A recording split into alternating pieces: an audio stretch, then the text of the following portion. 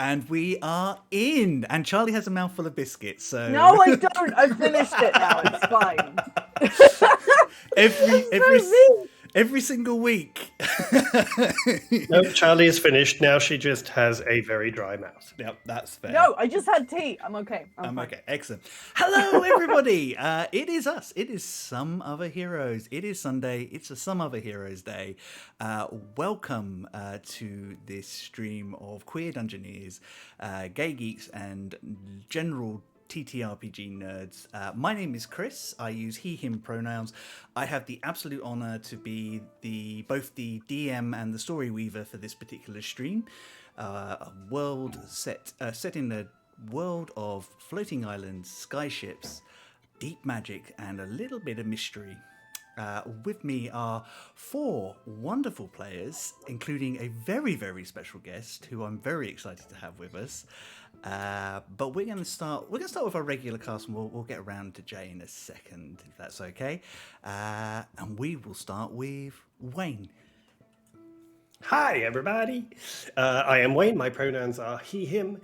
And this afternoon, I shall be playing the quiet and demure dragonborn Rock. Oh, we're doing that again. Okay. Every week. Yep. Okay. Returning after a week off is our wonderful Theo. Hello.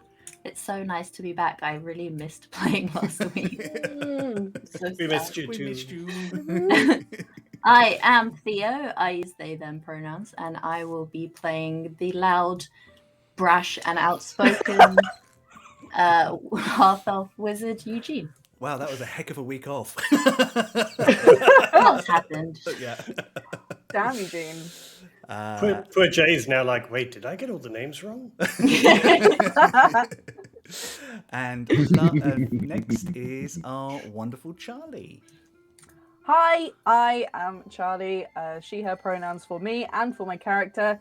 I am playing the very calm and contained and logical and very good at telling chronological stories, Aisling. Amazing. I love all the honesty that's being, just spilled out today. Yeah, I do agree with Mates of Fate. It's insight check time on those. And finally, our very special guest, Jay, would you like to introduce yourself, please?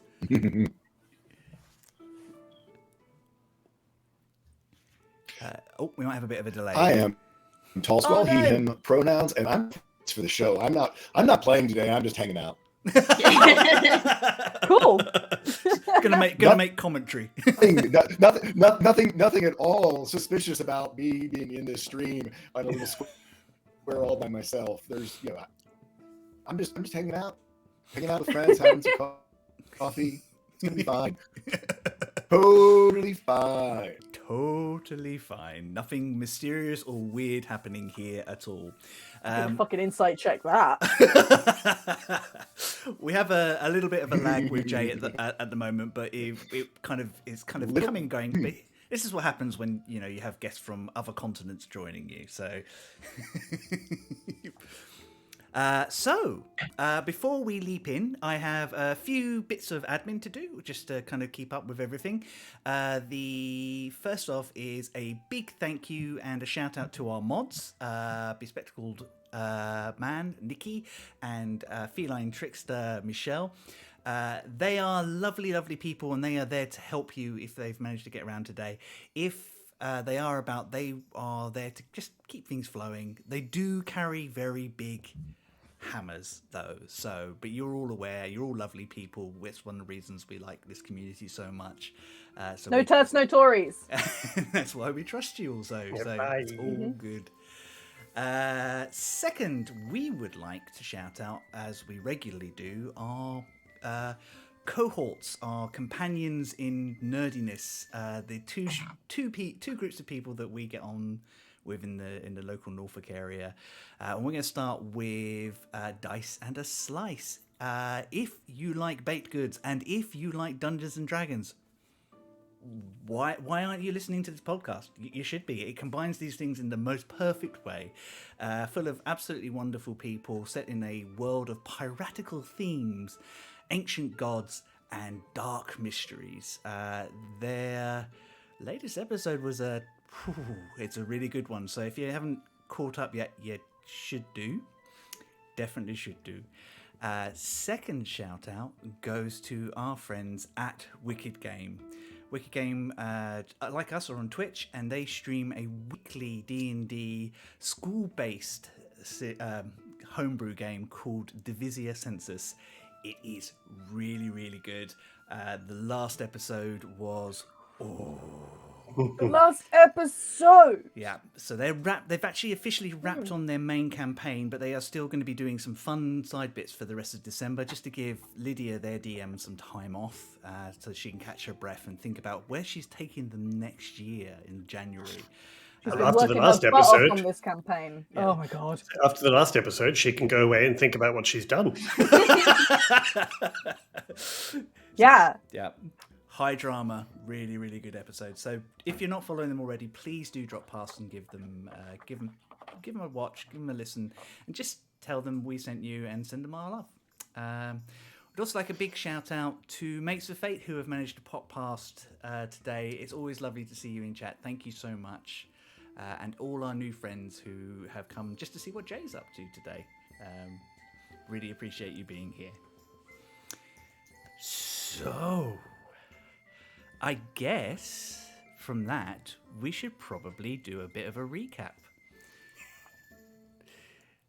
And that's for those of us who were there last. Because the note nobody took taker any was notes away. because Theo wasn't here. Literally. We need you, Theo. We need you. Yeah. Our three friends have been given the task of locating and investigating the mysterious 5 sky temples, the magical temples that keep the scattered islands of the Shattered Lands in the sky. They have been given a lead by a friend of theirs in the royal nation of Daklan that one of the temples may have just been discovered in the Floating Forest of Malwind. Taking this lead, Rock and Aisling set out with their new ship, the Dragon's Hope, and their new crew. It was a bit of a long journey, 3 days in total.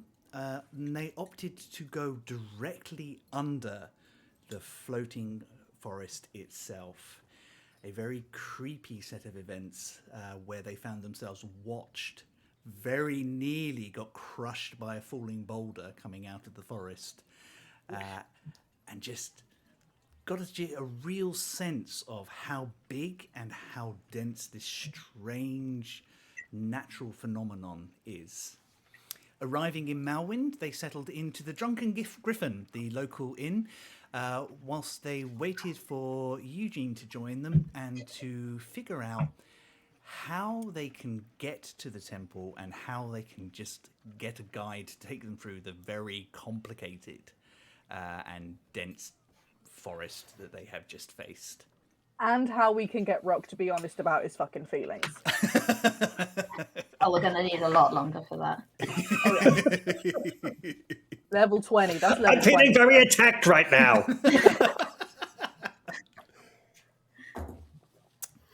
So, drifting along the borders between the three nations, the Eastern Empire and the westernmost region of Daklan is the most unique forest in the Scattered Lands, the Floating Forest of Malwind.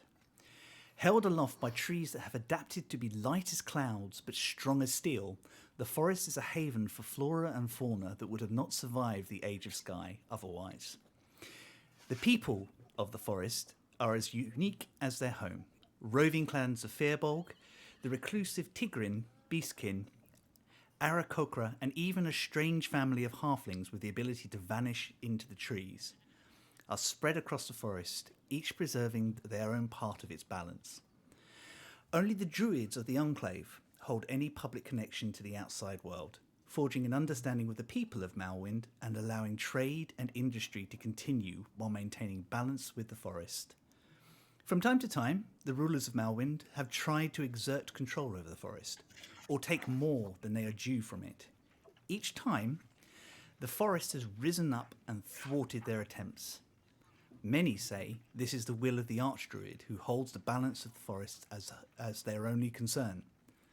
Others believe that the forest is alive in ways that cannot be explained. Whatever is believed, those not from Malwind cannot help but be struck by the strange and vast piece of the natural world that should not, and somehow does, exist. Eugene, it's been about 5 minutes since you teleported in with your uncle. You are stood on the back of the Dragon's Hope, looking at this humongous wall of wood and fauna that kind of just is in the distance. It's probably about 10 miles away from Malwind itself, but it's so hard to miss. You arrived and were dropped off by your uncle. The crew greeted you happily, and one of them has just run down to the Drunken Griffin to try and recover Aisling and Rock. What are you feeling at this moment? I think he's feeling excited to be in like a place with so much crazy fauna and stuff. I think he probably immediately asked his uncle, like, have you ever been here, Uncle? Actually, this is one of the few places I haven't been, but I'd like to come back when I've got an opportunity. Oh, you're not going to stay? Well, someone's got to keep an eye on the research team, and we've still got leads we're chasing. So I'd love to join you, you know that, but this is your mission. I'm here to support you. But you have the... Rock has the sending stone. You have your spells. Let me know if there's anything we can do to support you. Okay, will do. It kind of wanders back down to the magic circle that you two put into the boat. Sid, by the way, has been absolutely pleased as punch. Like the cloud that makes up his hair was just like billowing white when you arrived. That it all worked so well, and kind of strutting around like it was all his idea somehow.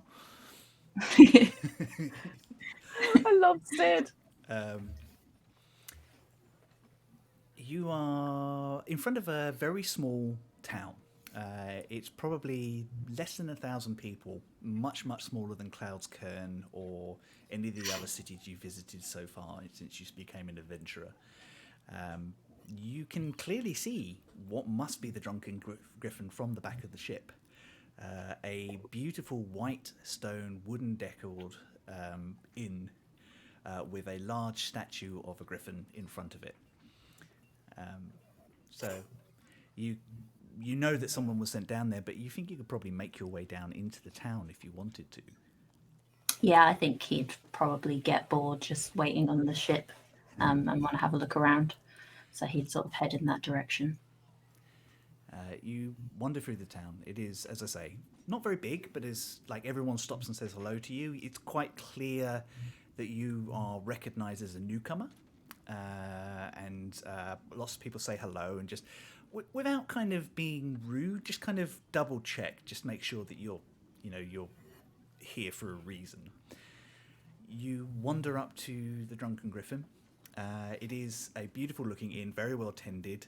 The name obviously comes from the large statue in the front, which looks like at some point it was just a griffin until somebody stuck a pint glass into one of its open claws and has permanently painted its eyes so they look slightly boss-eyed, like it's staring in slightly different directions. Even the sign has the griffin and drunken added afterwards. It's Nice. warm and friendly, and there's several voices coming from inside. Yeah, I think he would go in and try and find Rock and Aisling. Excellent. If it's all right with you two, I'd like to say the two of you are having breakfast. When Eugene, That sounds on brand. Yep. when Eugene lets himself into the inn. Yep.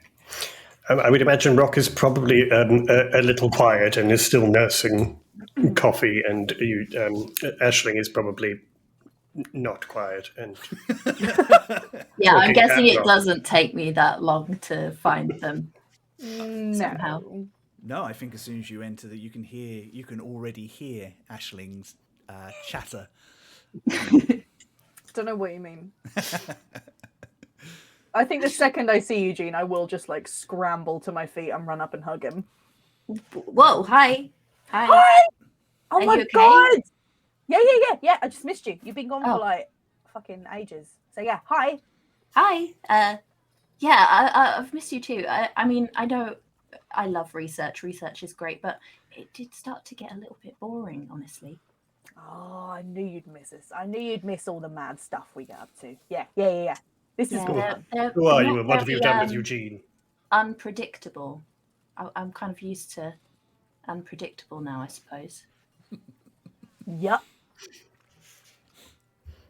Anyway, what have I missed? Anything? Well, we flew Wait. Rock, what have I missed? Anything? Oh, the shade is real. Well, Eugene. You've been here 30 seconds. Eugene, it's about time you joined us. Good. We did miss you yesterday. You would have loved the journey. I have never been so close to the Sky Shield. Actually, there's something we need to tell you about that, but we'll come to that. But it was so close. It's the best view of what it looks like up close I've ever What seen. does it look like You up would have close? loved it. Oh, it's so pretty. It was this sort of pearlescent, sort of almost sort of vibrating energy, but you couldn't quite see through it. It was just all these colours, and it was really fascinating. Although we'll come back to that because there was one slight concerning event. Anyway, how was your research? Oh, researchy. Good. Nothing Sounds good. too conclusive, but yeah, we'll get to that, I suppose. So what do you need to tell me about the Sky Shield? What happened? Well, Aisling, do you want to tell Eugene? Can I? Oh my god. Okay, so like we were going underneath the big like forest orb, and we went underneath it, and then this whopping great big boulder like fell, and we so nearly got squashed. We were like this close to getting, but then it fell like past us, and then landed on the shield and went splash and shattered everywhere, and all these bits of shit went everywhere, and then right, little bit of it went straight through. Through the Sky Shield? Oh yeah. Oh. And it wasn't like it ripped it or broke it or anything like that. It just meandered on through. But not all of it did, just one piece. Nah, just like a bit of it. The rest of it just like disappeared. But or something. it was quite a hefty piece that was going at quite Yeah, some it wasn't speed. like a pebble. It was like a bit of a boulder. But as I'm sure you would agree, it's very intentionally designed not to let things through. So that is Well, ever yeah, so that's slightly kind of its concerning. primary function. Yeah, I felt like yes. that. It shouldn't have done that. But anyway, that we didn't happen again. We only saw it that once. So yes, we shall have to be aware of that, which does kind of reinforce what we've been saying about perhaps one of the temples no longer operating correctly or something, which would explain why there is perhaps a weakness. Right, so we should get to checking out this temple then, right? Well, yes, when I'm finished my coffee. Okay. Don't rush in. God. I think it's about this time that Toby, the proprietor of the Griffin, kind of swans over, and Of course he swans. it's all Toby does. They only swan. As soon as Aisling, as soon as Charlie did that, now I just imagine Toby walking like the Madame from the Martian Madame.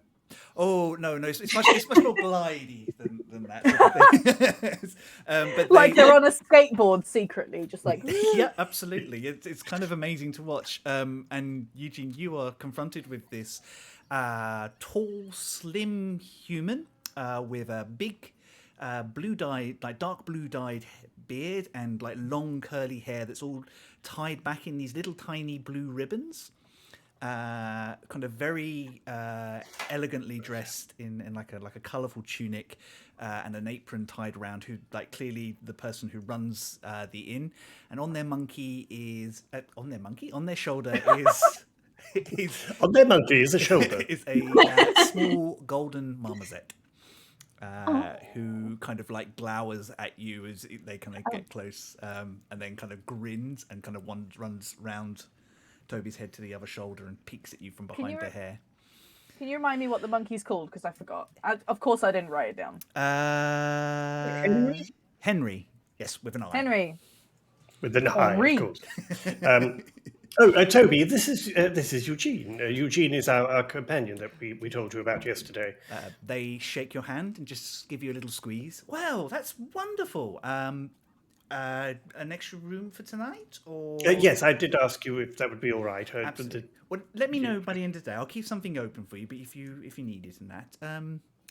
Also, you mentioned to me you were after the research team, weren't you? Yeah. Yes. Excellent. Well, they were guided back in last night, quite late after you went to bed. Ilsen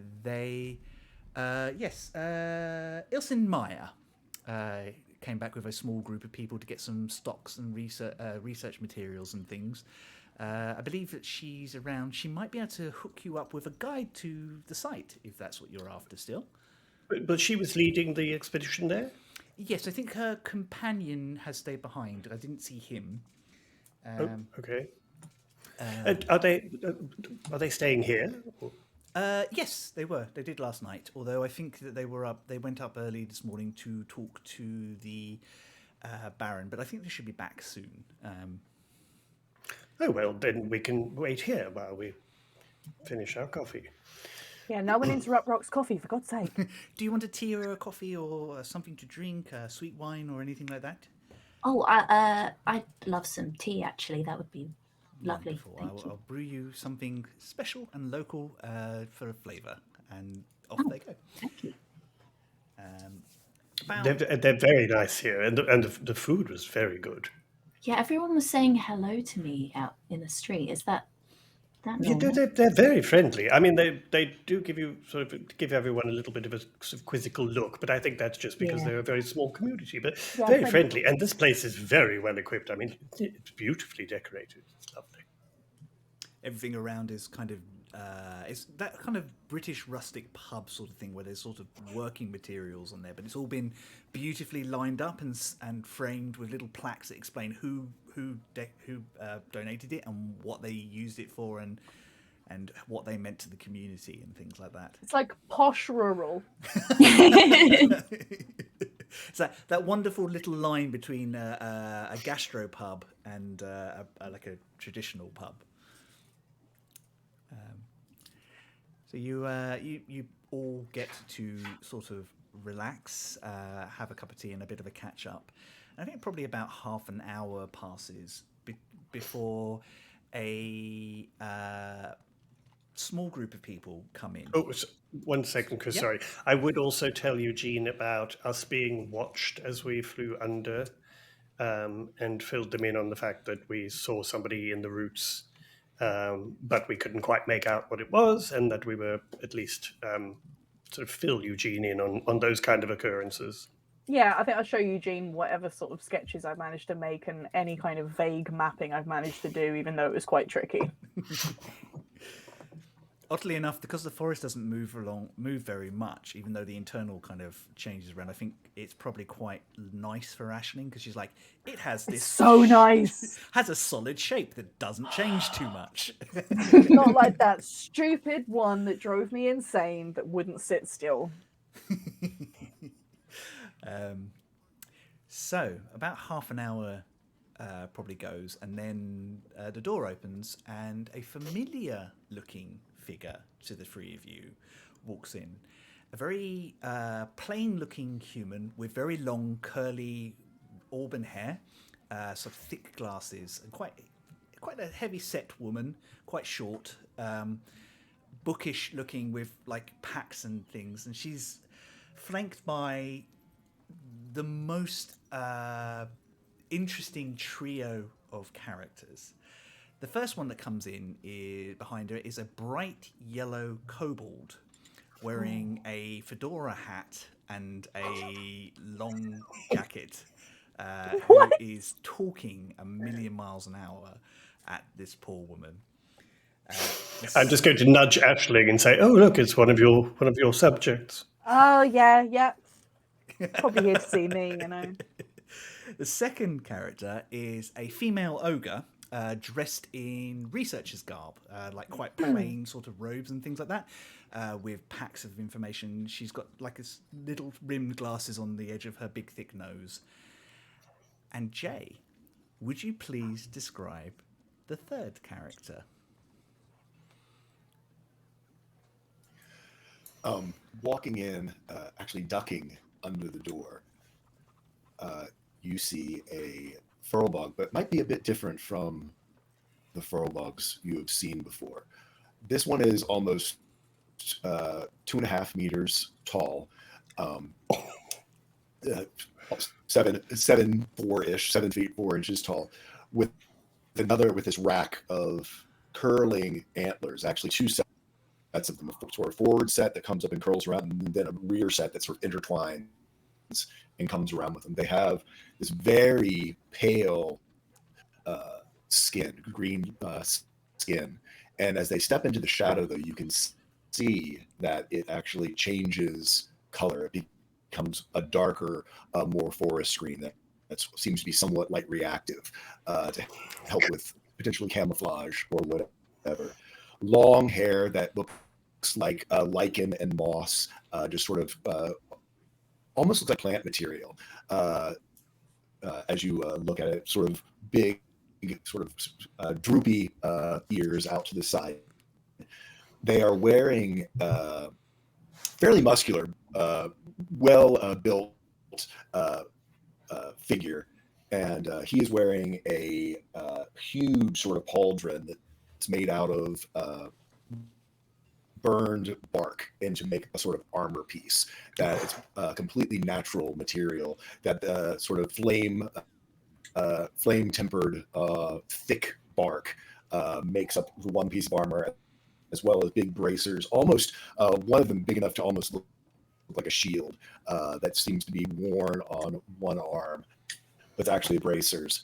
Same thing with leg plates, falling all the way down to sort of cloven hoof feet, sort of the reverse sort of feral leg posture. But around their neck, they wear like a dream catcher type medallion in the middle of their chest, and have all sorts of pouches on a big thick belt that sort of comes all the way up almost to sort of sternum type idea, with other sort of trinkets and baubles and natural looking religious materials. Wonderful. Ooh, Great description. that's Thank you, Jay. cool. Wow. And this woman who Eugene particularly, but I think the other two would recognize as Ilsin Maya, the high mage from Dakland that you met at the Grand Ball, is in deep in conversation with this very tall Firbolg. And they're almost conspiratorial. Like, I think Fulton probably having to almost double over because she's only just shy of 5 foot. And I think as she kind of comes in, you can just catch the end. And of course, Fulton, we thank you for your time and for guiding us here. And we wouldn't want to keep you, but we'll be here a few days, and we'll just grab the next druid or ranger that comes through the town, rather than stopping you from doing any of your business.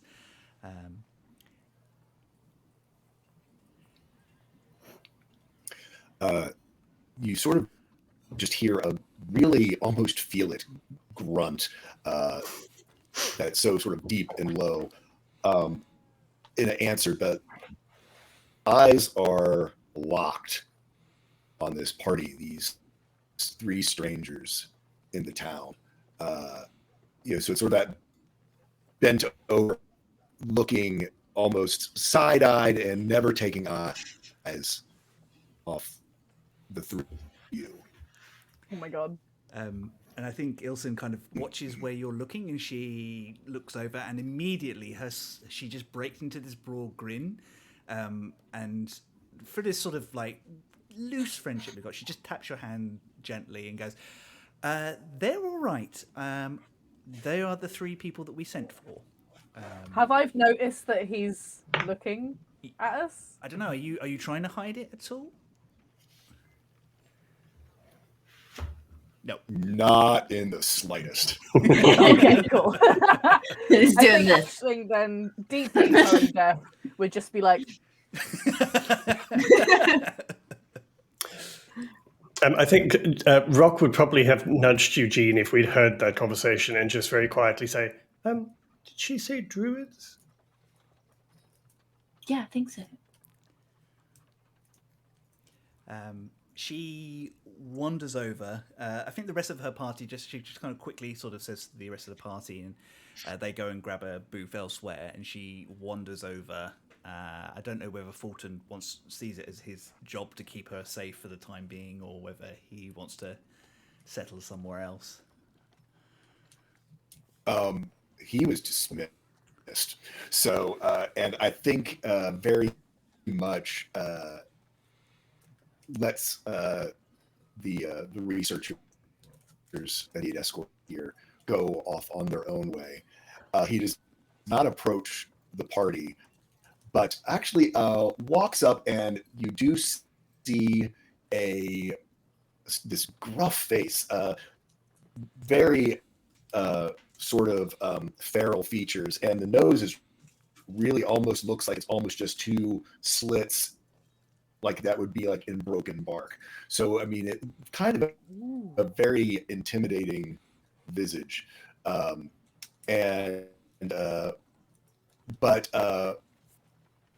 that breaks almost entirely with a smile goes over to Toby and leans on the bar, and you would see Toby reach underneath the bar and pull out this sort of dark, almost sort of a thick, viscous sort of something that he pours into a glass for Fulton.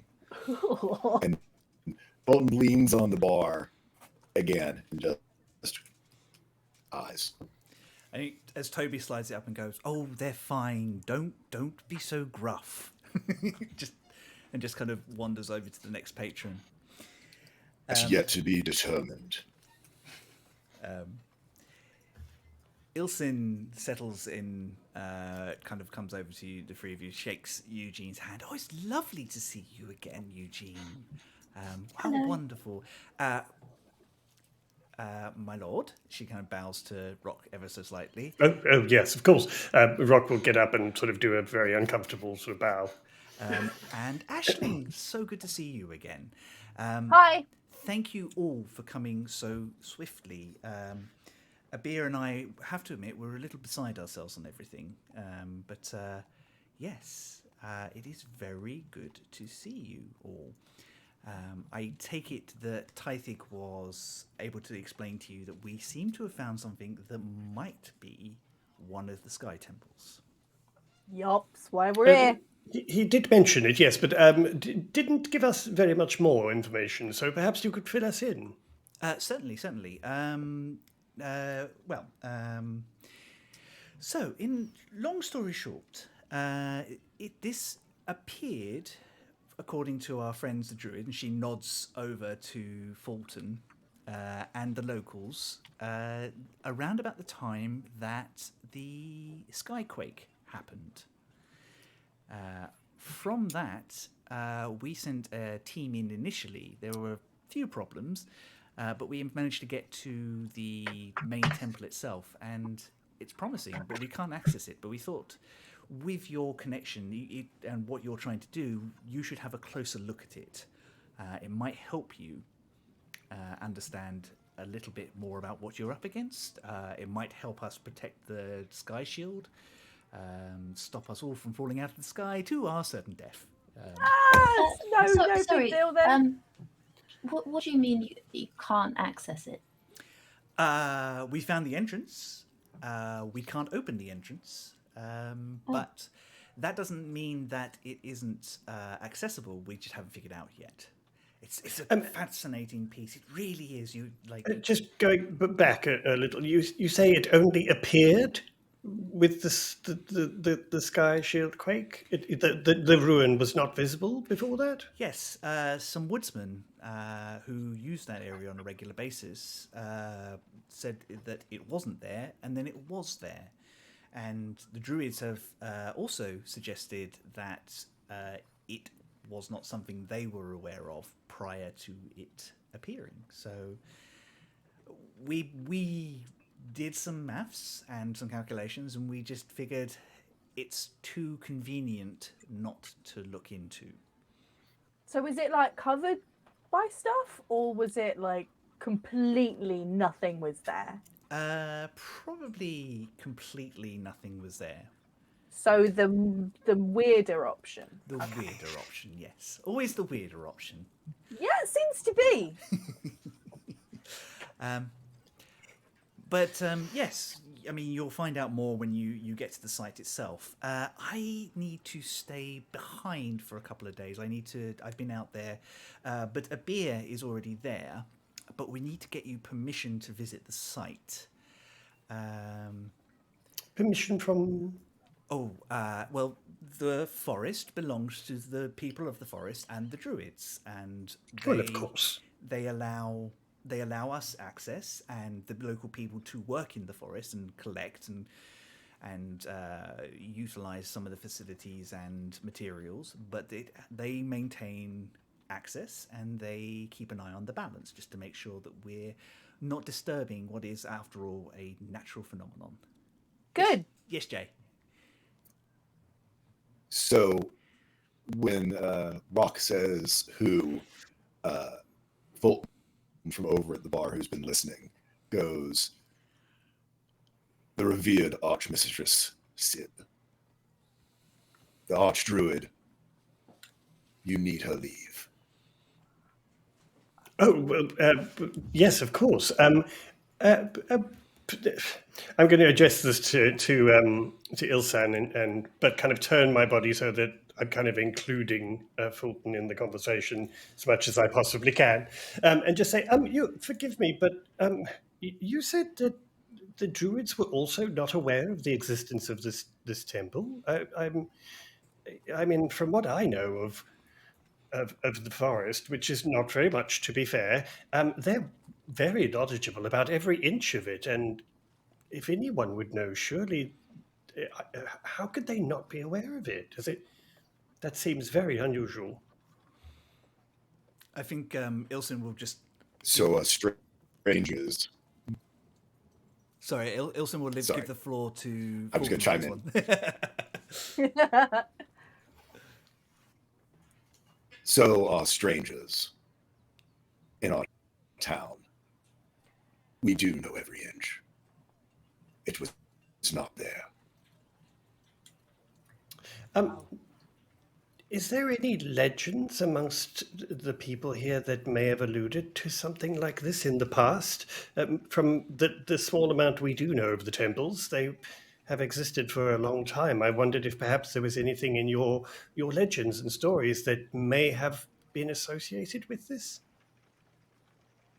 If anyone would know, the Archdruid would know. She has not shared that with me. But of course, the Enclave has always their mission is to protect this place. Whether there's some deeper meaning other than just the uniqueness of this forest is myth and legend. And that is not my purview. Of course. Well, thank you for that information. So, Ilsen, you're not coming with us into the ruins, into the forest? I mean, I can come with you, but you need to wait a few days. And from what I understand, you're on a bit of a schedule. Yes. However, and she kind of turns to Fulton, with Master Fulton's permission, he is one of the best guides I have ever had. If he is willing to take you to meet the Archdruid, I am certain you would be in safe hands. Well, I mean, if the Archdruid was willing to see us, that would be most welcome. But I mean, we wouldn't want to intrude or do anything to sort of offend anyone. I think you misunderstand. I am to escort you to the Archdruid now. Oh, Oh. okay. Now? Okay. Rob was quite keen on finishing his coffee. I'm No, sure no, they've got it's fine. takeaway. They've got takeaway cups at the, No, at the bar. I'm done. It's finished. I'm fine. We can go. Okay.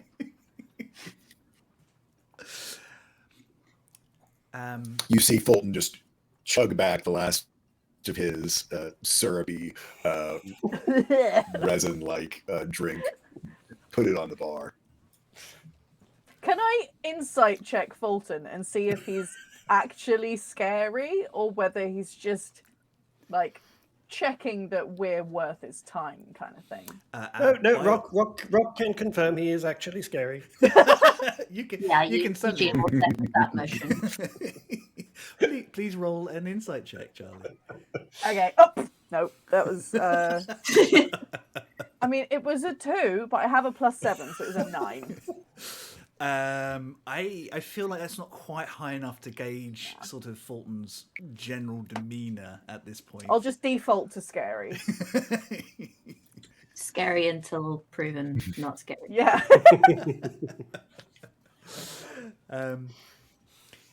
So, do you guys need to do anything in town?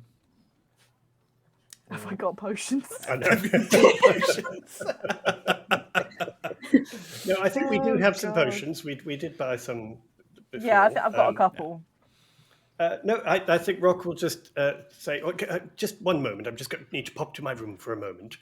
And he's going to just disappear to his room and then will reappear too quick to have done an outfit change, but have an outfit change into Rock something had that a is... full reveal, a full rip the dress off reveal. Yeah, no, he doesn't really have to do the change, but he feels embarrassed making a change in front of people. So he goes into the room, changes the look of it, and comes out in something that is far more appropriate for sort of travel into the jungle, but is absolutely spotless. Of course. So Ilsin kind of stays with you whilst Rock prepares, and she explains. So,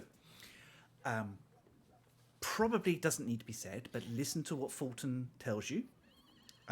Do not stray from the path that Fulton gives you. This is as much for your safety as to not upset the Druids or the people of the forest. I know he seems scary, but he's very, very good at his job. And he will take good care of you, provided you follow his rules. And Eugene, when this is all over, I'd like to talk to you about study possibilities. Yeah, of course, at any time. Well, yes. It would be remiss of me to pass up the opportunity of a skilled wizard of your caliber to not. I think he blushes a little at that. To not share some notes and see what we can do for one another. Anyway, I need to go get my team settled in. But please be safe, and you should be with a beer within a day or so. Okay, thank you. And do pass my regards on to Sib, the Archdruid. Okay. Fulton, thank you so much.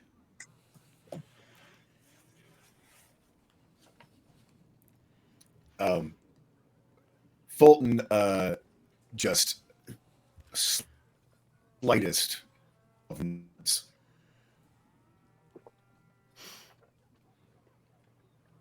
Oh, I think we've lost Jay for a second. Am I frozen? Oh Yeah, a no! little bit. Oh no, he's frozen. Yeah, no. I think it's just taking a second to catch up with you. It's got a long way to come, you know. Yeah. So there we go. Are you with us? Yeah, I think so. No. Yes. Hello. Hello. Yes, you're still with us. So you four leave the inn and into Malwind itself, and I think I'm not sure. I think Jay can still hear us. So Fulton knows well that you need to just get one of the ferry boats to the edge of the forest, and from there he will have to guide you on foot, which I'm sure is horrific for Rock. Oh no, his outfit's gonna be ruined. Yep. So the ferry is free.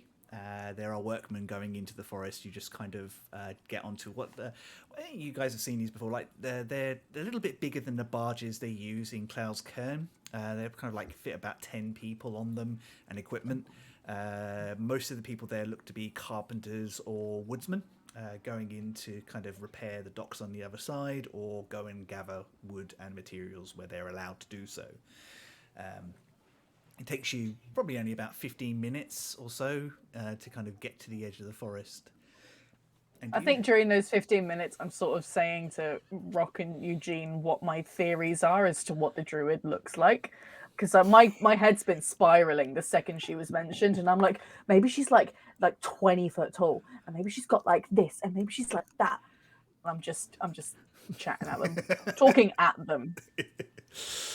I love that idea. So everything varying from she's 20 foot tall with 15 antlers through to she's actually an owlbear in a gown. Yes. Oh my god! And then I start describing the gown and whether she's an autumn or a spring, and it's a whole thing. I don't know how Fulton feels about this. This is obviously completely normal for Eugene and Rock, but I would say if you're not hiding it, I roll a perception to see if I actually overheard. Oh, I'm not hiding it. I have no. It was a 5 though, so if you were being secretive, Fulton, with absolute sincerity, she's terrifying. Oh my god! Really? I think She scares me. In like image or terrifying personality or both. Oh, your audio's gone a bit. oh, it might be Funny Restream there, that's playing Theo. up. it could Oh be. no! Sorry, Theo, could you repeat that for us? Me? What was I saying? Sorry. So she's terrifying in visage or terrifying in personality? Or you sound like a robot underwater. It's going well today. Oh no! Hang on. No, I think maybe Restream's being weird, but It might be Restream that's Maybe. playing up on us today. Hang on 1 second. Sorry, just one moment, guys. bear with. BRB. With. I'm just going to jump onto a BRB screen for a second just so we can see if resetting helps for people. But we're not going anywhere. We're going to try come back in a second. Bear with me. BRB. Love you. Bye.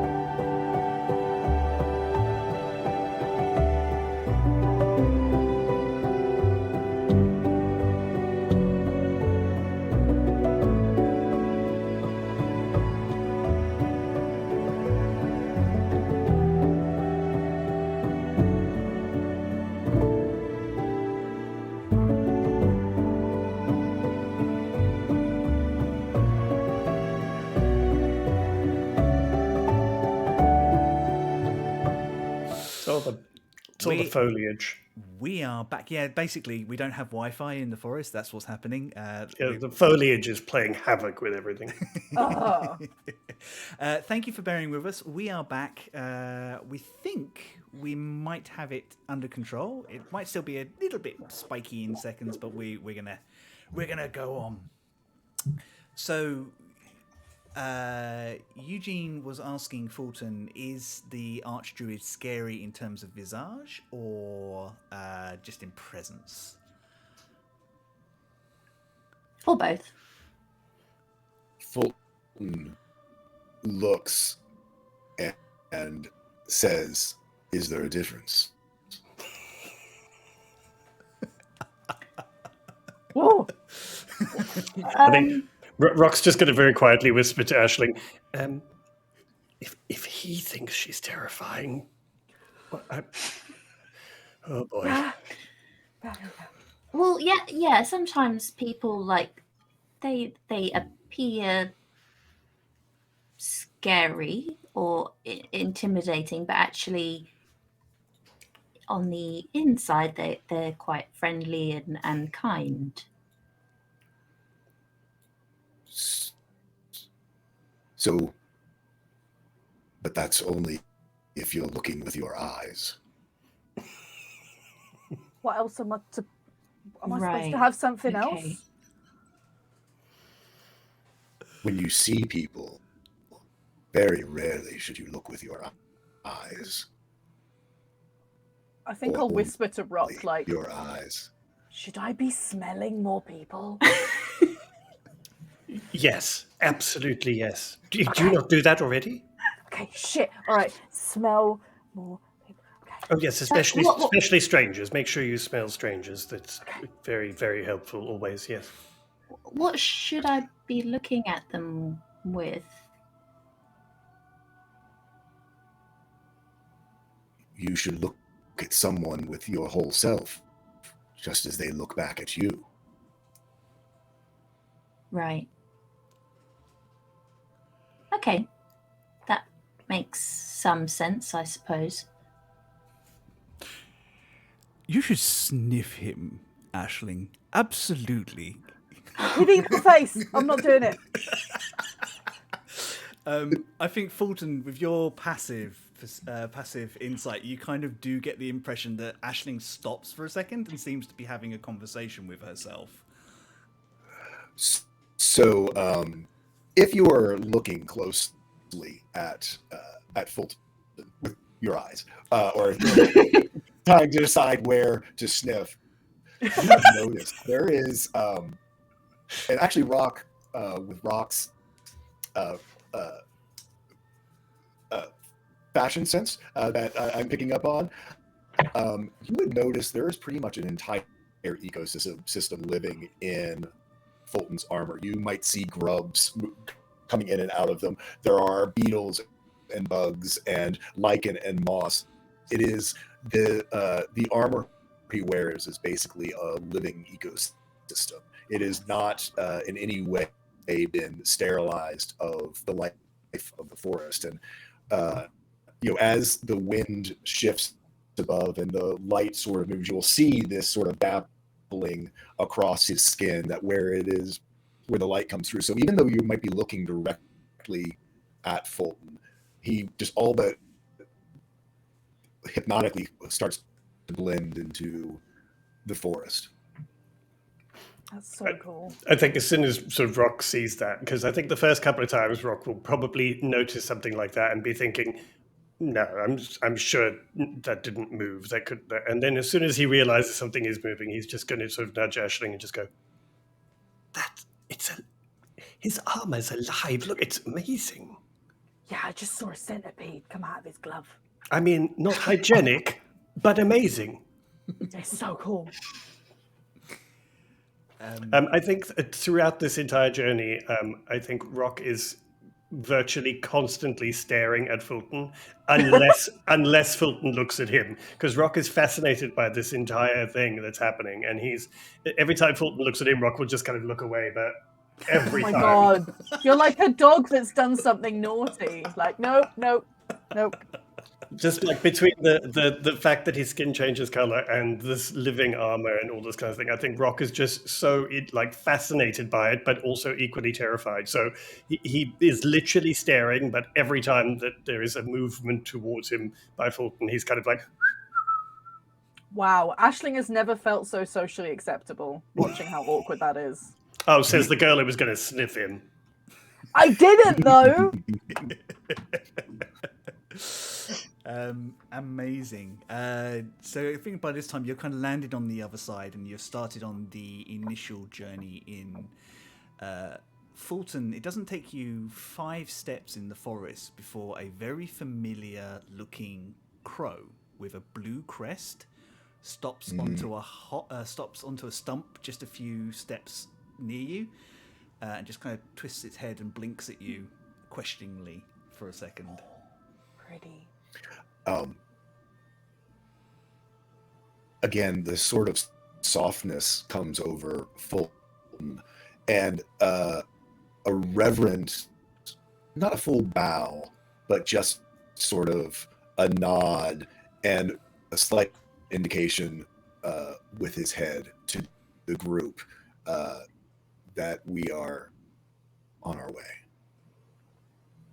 I think because you kind of imply this, the crow kind of returns your bow and then flaps its wings and disappears off in the direction that you are starting to head.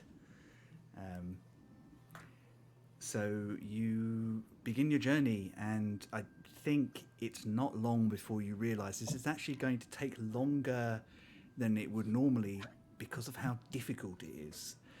The floor of the forest is mostly made up of small rocky outcrops and big, thick, powerful roots that tangle over one another.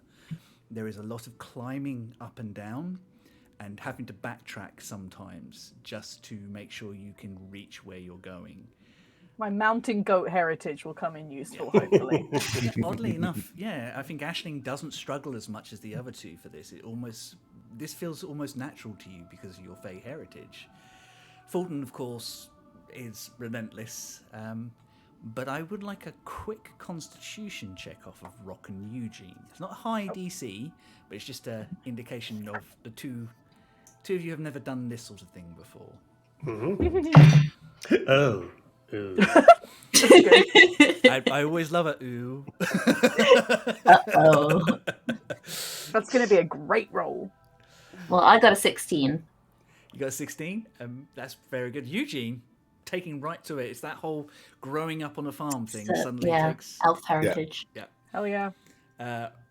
Rock, however, being a city-raised dragonborn from a noble family in the Empire, begins to kind of feel a bit blistered and beat and is not necessarily enjoying it. He's probably still fascinated by everything that's going on around him, but is not enjoying it as much as his friends. I think every time Rock finds something fascinating or kind of sees a beautiful plant or something like that, every time he's sort of entranced by something, he then also manages to step in something or trip over something. So he's a little torn about whether this is interesting and enjoyable or not. But he's going to continue to push on and won't ever say he's struggling. Fulton will actually offer a hand to Rock over some of the more challenging obstacles, or after his dozenth fall or ankle twist. But with my insight, I think I'd probably have picked up on sort of Rock checking out Fulton's sort of whole person. And when I reach down to give him my hand, I'm going to cast Primal Savagery on myself. So you'll see his hand just become even more sort of feral, and the nails become sort of these really almost nasty looking hooked claws, but is lending you a helping hand. And if you look into his face, you'd see fangs. So cool. Amazing. I think Rock's probably sort of, as you kind of reach down to help, he's probably so distracted by trying not to fall that he kind of takes the hand and kind of goes, "Thank you," and then looks up, and then there's kind of a moment of, "Thank you." Is this how I die? But he's too polite to say anything, so he'll just continue and kind of be very polite. And then I think the rest of you can kind of see Rock trying to figure out whether he actually saw that or he's just a little too tired by the whole thing. In 6 seconds it disappears because it's just a little cantrip.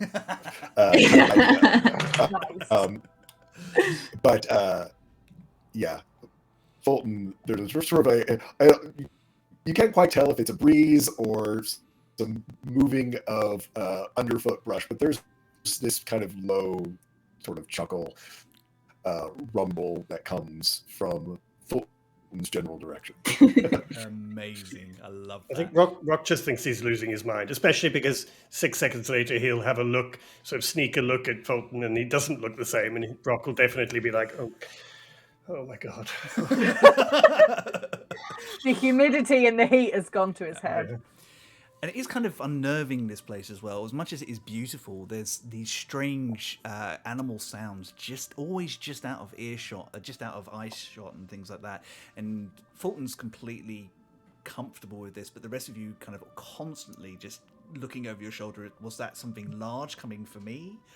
You hear bird calls and distant roars and strange clickings. And the insects here are big.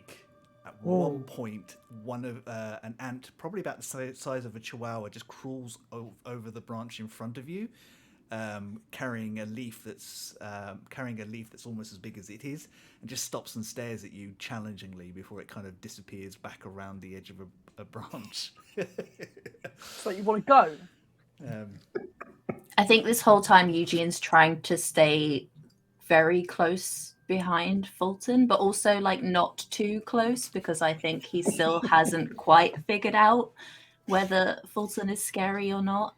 But he doesn't want to be too far away from him either, because the forest is scary, definitely scary. So I have a question for Fulton. You can take them a less interesting route, which will teach them nothing, or you can take them a slightly more interesting route in which they will learn a very hard lesson about the forest in a safe way. Oh, you know what Fulton's doing. For sure. We are taking the educational route. And I think mainly very much I don't think he sees it as education, or he sees it as teaching the respect of the forest. Much like children aren't careful of the sea and going into the waves until they get knocked about a bit and get scared by it, and then understand, no, the ocean's not a toy, it's not a swimming pool. You have to respect the fact that it is this incredibly powerful force. And I think that's pretty much how Fulton sees this forest, as it is this beautiful, amazing, wonderful place he knows is home, but it is to be respected, and not just respected in the sense of preserved, respected as in it will kill you. It will kill you. And it will be and frankly, most druids and most of those from the Enclave, your death would be seen as part of the cycle. They would not come charging to your aid. Damn. You have to. I mean, they're a kind people, but they're not a stupid people. And they, like, if you put yourself in danger unnecessarily, that's your own lookout. And that's generally the attitude, because the balance of nature is more important than any one person. The balance of nature is fuck around and find out. Fulton's a whole lot of fuck around and find out. Yeah, and it's not unheard of for a member of the hunters in the enclave to just not come home, or sometimes the rangers just go and check to see where they've gone, and they're like, yeah, no, gone. Yeah. Shit. Fulton starts leading you deeper and further down in the roots to the point where you can start seeing the sky shield beneath you. You're still very safe, although I think he verbally tells you to stay very close to the trunks of the trees at points, just for your own safety. It's getting on for about 3 or 4 hours walking when he starts guiding you back upwards into what looks like a very dark, like very heavy canopy where there's barely any light piercing through.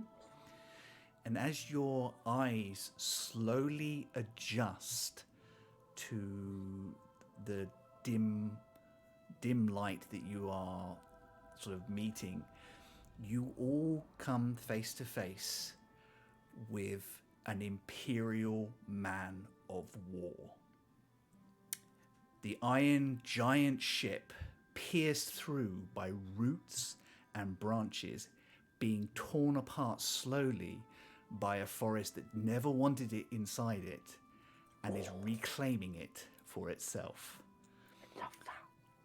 Off the edge of it, you can see, not in a horrific way, the Druids have kind of politely kind of bound them together and set them down, but you can see the bodies of the crew that survived, and how they passed on, and they are all kind of sort of slightly mummified in vines and things like that, and just laid out on the deck as a constant reminder that the forest will not be conquered by outsiders.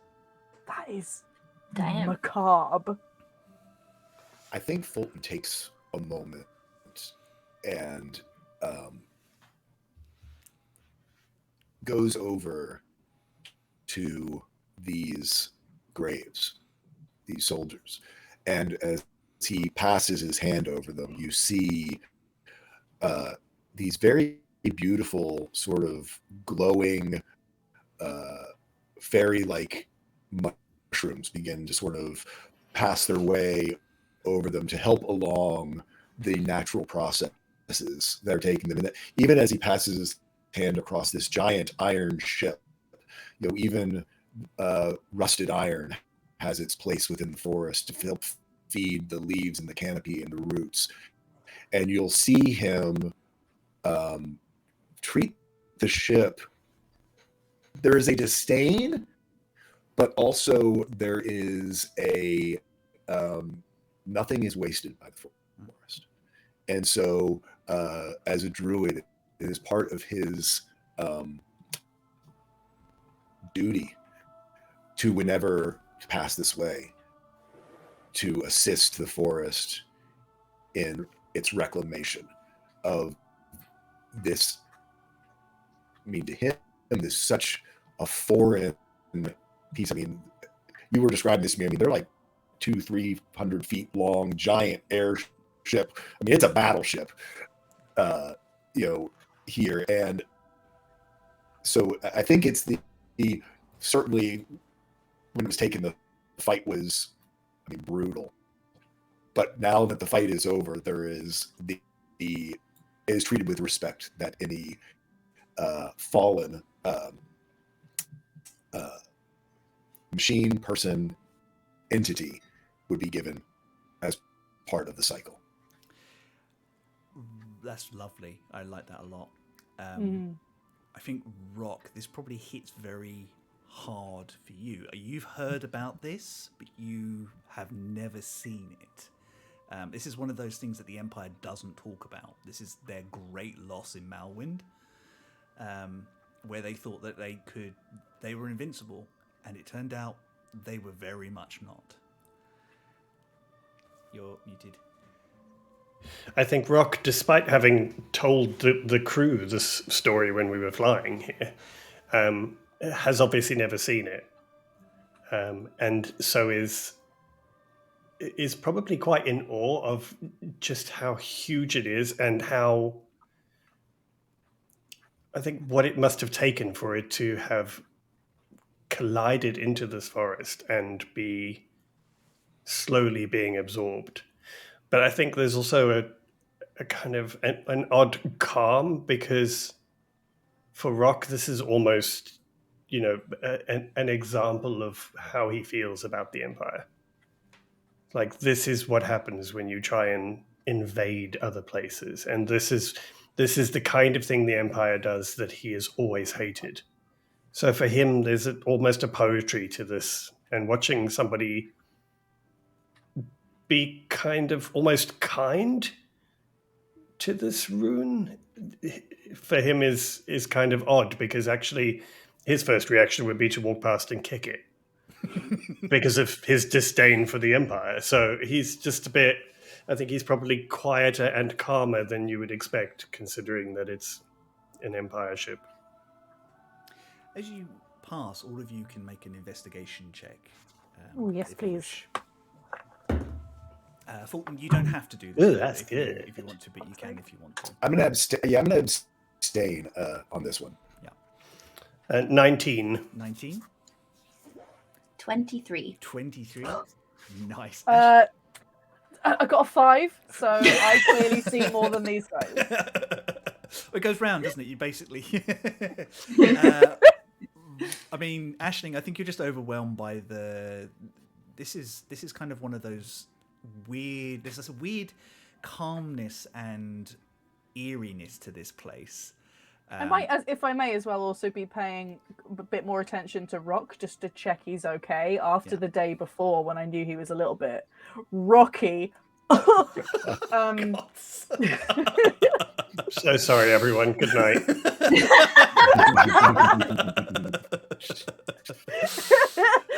I regret nothing. Yeah. I was just checking to see how he was doing walking past something like this. So I wasn't paying much attention to as much attention to the ship as these guys were. Good excuse. Good excuse. Also, Aisling saw a squirrel. Also, yeah, there was a squirrel. There was something that was a bit shiny. It was a whole thing. Yeah. Eugene and Rock, you both notice that someone, like as you get closer, you recognize that somebody has very deliberately dismantled anything that could be used as a weapon. They've left the shell of the ship, but anything that could be dangerous has been stripped, broken down, and removed. Even the aether crystals that would have powered parts of the engine have been taken and removed. The ship has been gutted of anything that would allow it to fly or fight again. Having noticed that, Rock is just going to say, Mr. Fulton, just a quick question. I obviously wouldn't want to upset the delicate balance in the forest.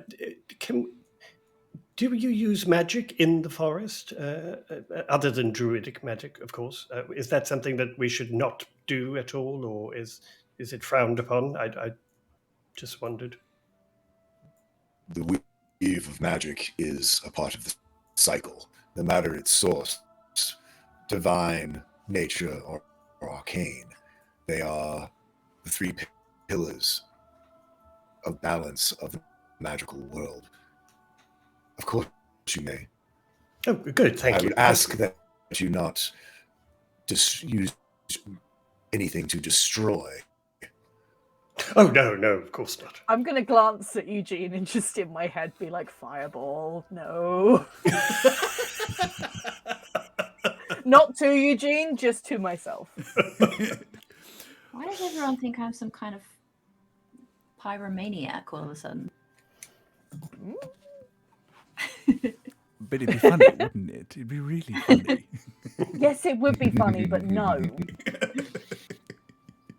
Is that strange good. twitch again from Aisling Fulton? I assume I'm not privy to any of this or the inside joke, but with having sort of said that to Rock, I think it would sort of also be,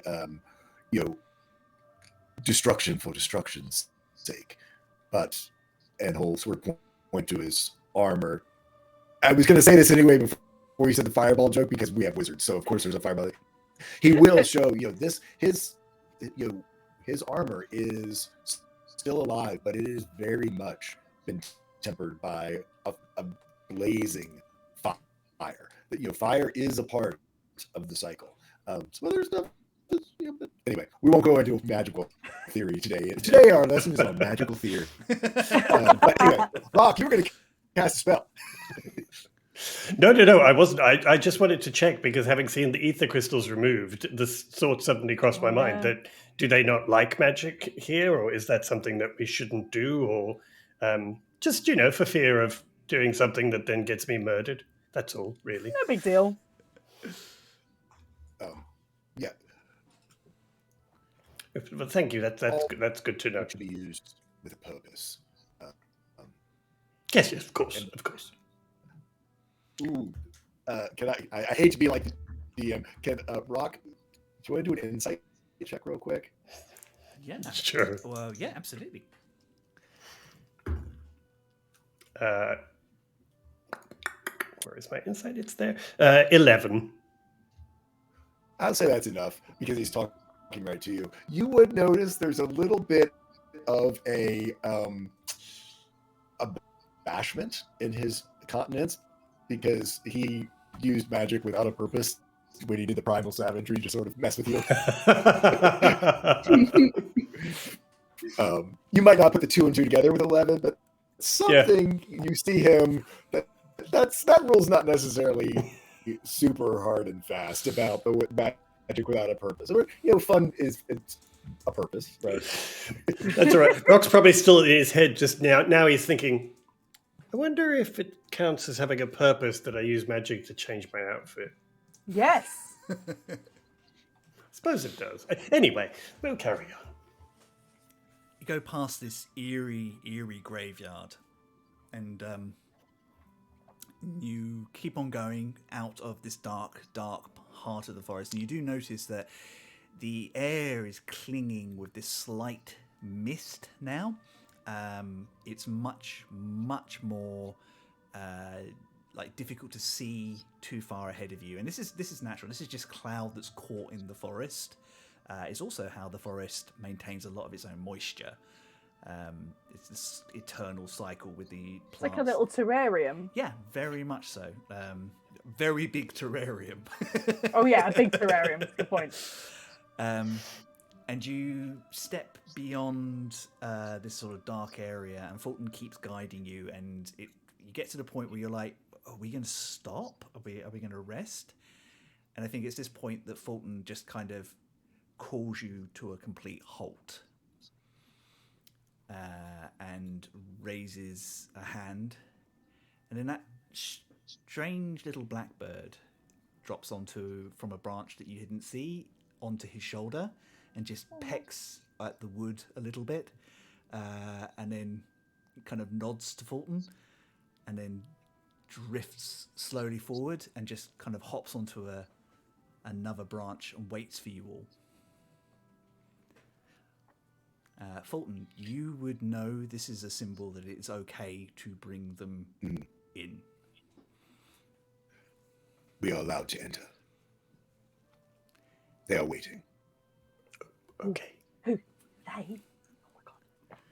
You step forward and you guide them, and it's almost, I think, Charlie, I think Aisling and Eugene can feel this slight pressure. I mean, Rock can definitely feel it as well, because you're all quite magically in tune. You feel this strange pressure that you realise is crossing the threshold of magic. And you're suddenly in open glade, surrounded by beautiful different coloured leaved trees, with a large stump in the middle, on which sits a tiny humanoid, female. And you initially think it's a halfling, and then as Fulton brings you closer, you realise no, that's just a very small human. And How small are we talking? She's about 4 foot tall.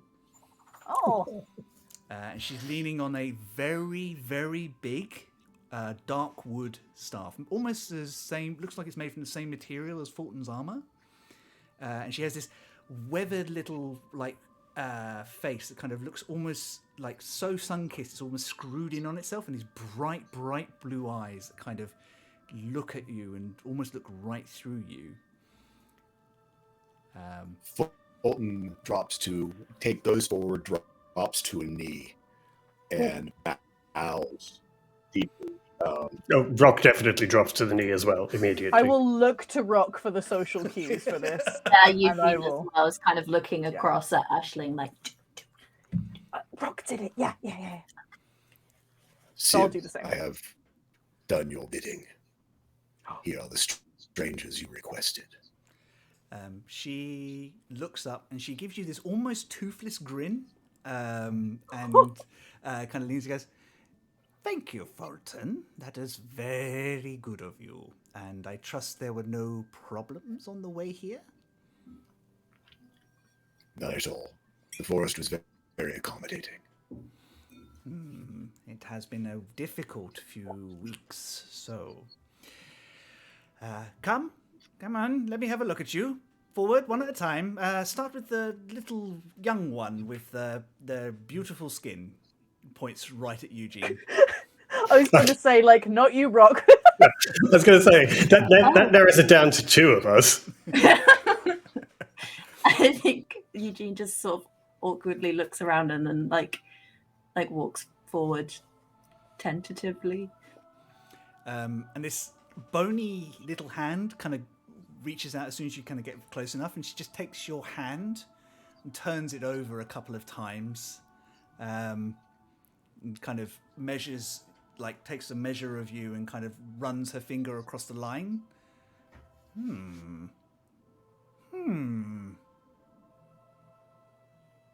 She kind of squints at you a little bit.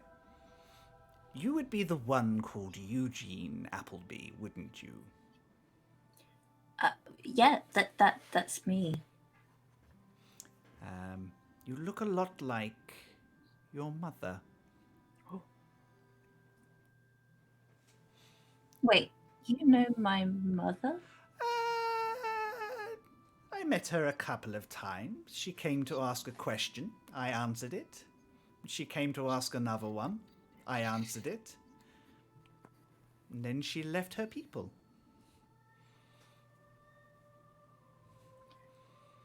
Wait, how long ago was this? What's the year? The year is... It's about 505 after Ascension. There you go. Probably around 120 years ago. Anyway, that is your tale. And she just slaps the back of your hand. That is your tale and your question to ask. Next, I'll take the satyr. Oh, that's me. Okay. I'll walk up to her. She kind of does the same thing with your hand, and then it kind of gets to the point where she's kind of really sort of scowling at you, and then she just licks her thumb and just rubs a piece of dirt off of your chin. God, Mom, you're so embarrassing. The Fae are welcome in this place. You should feel comfortable. We have no gripe with your people. Be amazing. welcome. Thank you. And enjoy your time in the forest. Cheers. And lastly, Rock.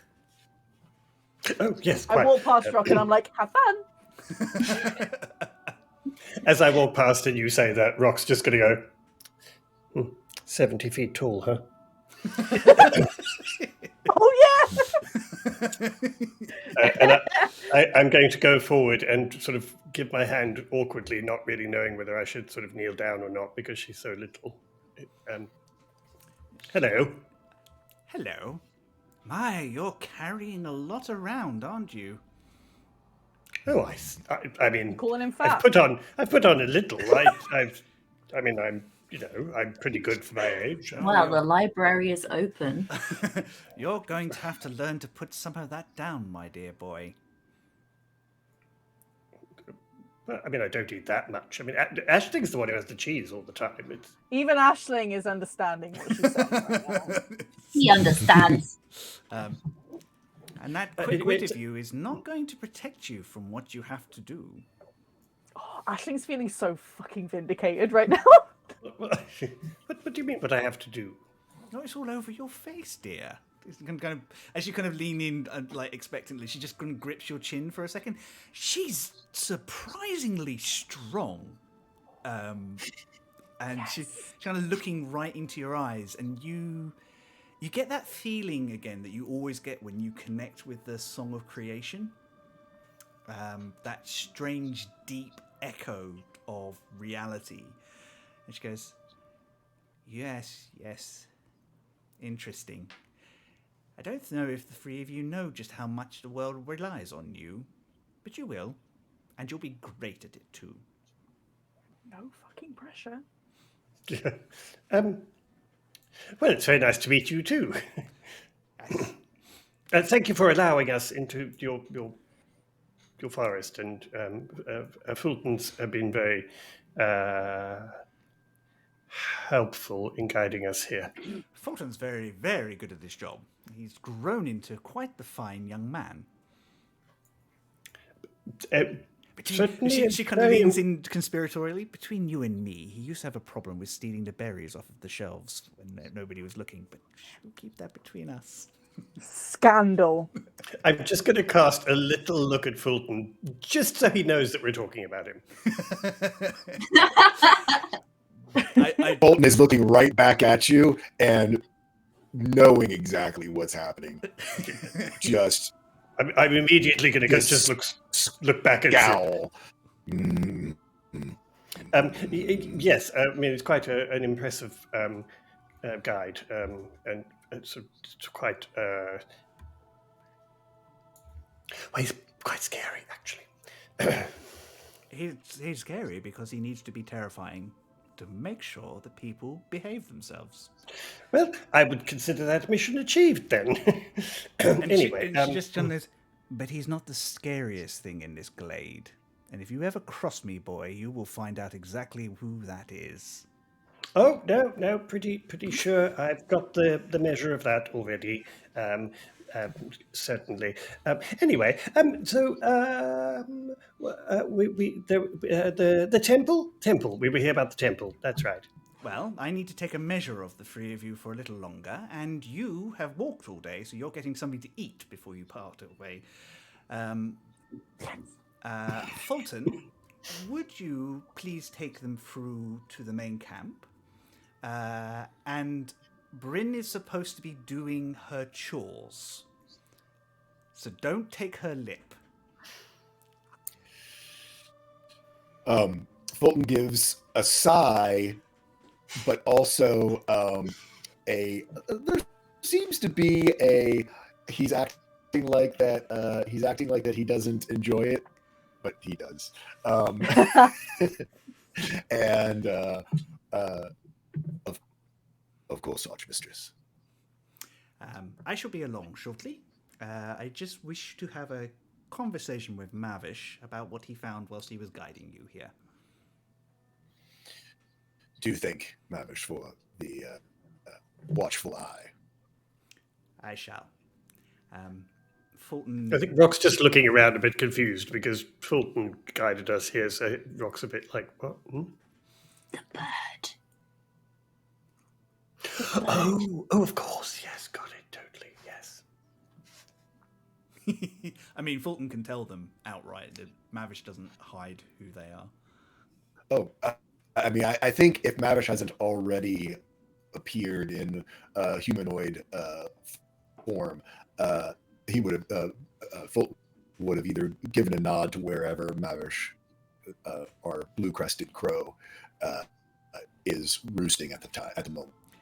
I think as the three of you cast your eyes over, you see that there isn't a crow. There is a mid-height, quite lithe city-born with deep blue skin and just a touch of tusks poking out from under their lip, who is just sitting in a branch, kind of picking their nails with a twig and like barely nods at you as you kind of look over.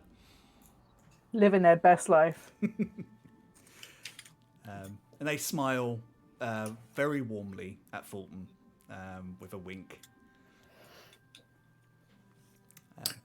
You would see a smile return from Fulton.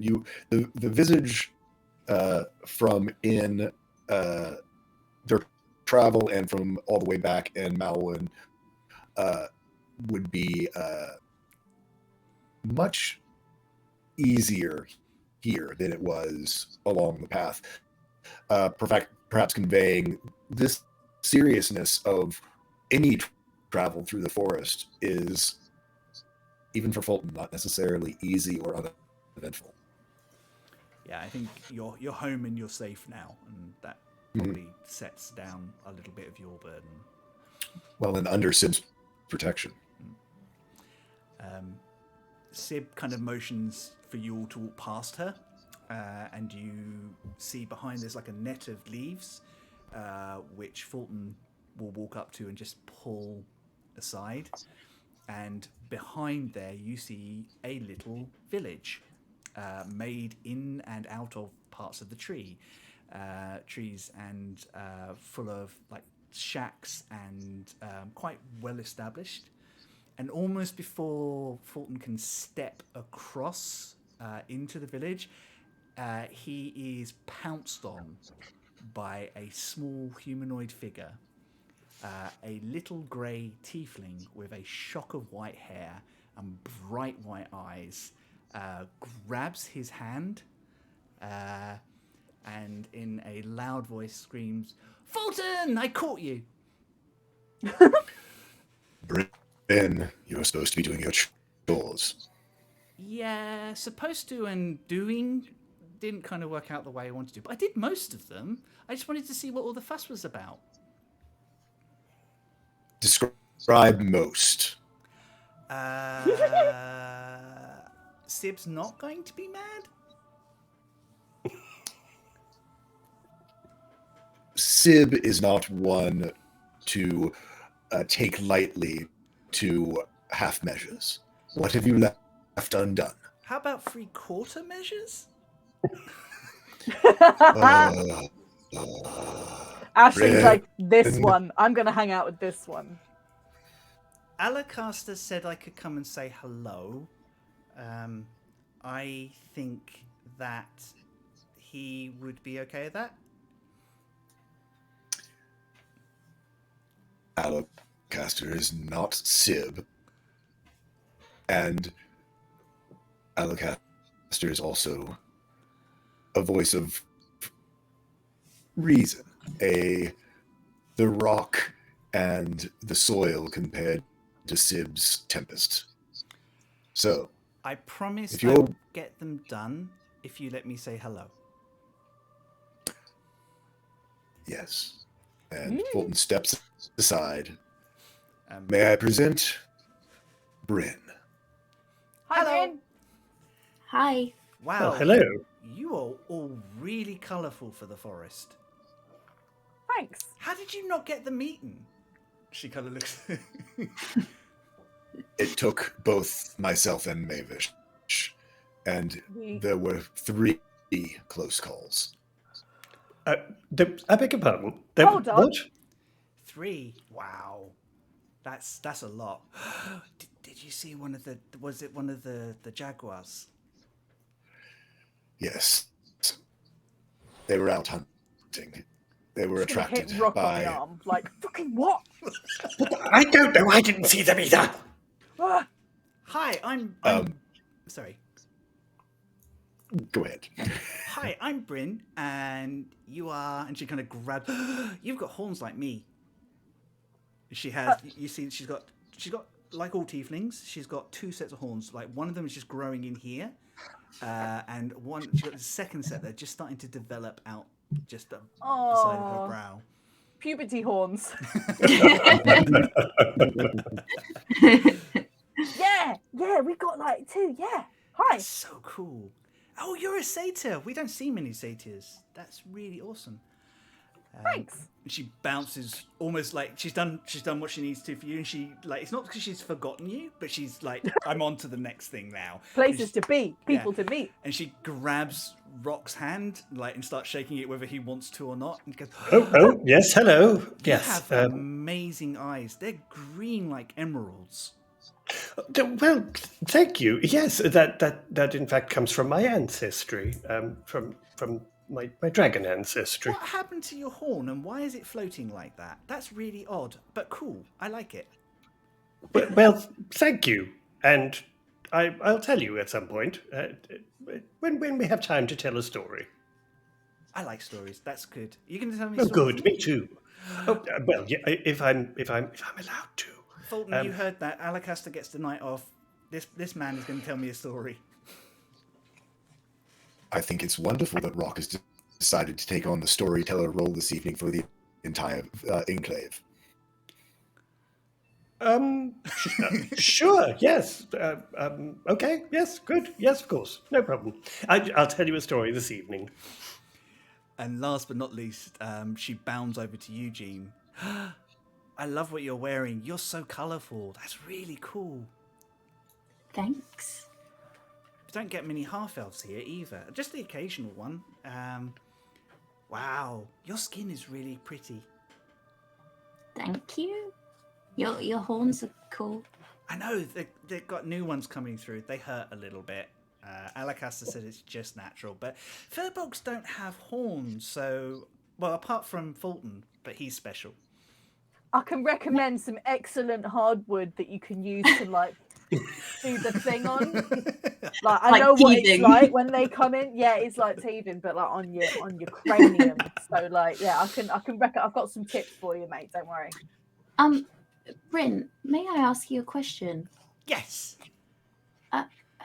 You keep referring to Alacaster. Yes. Who is that? He's my dad. Well, he's sort of my dad. I mean, in as much as anyone's dad here.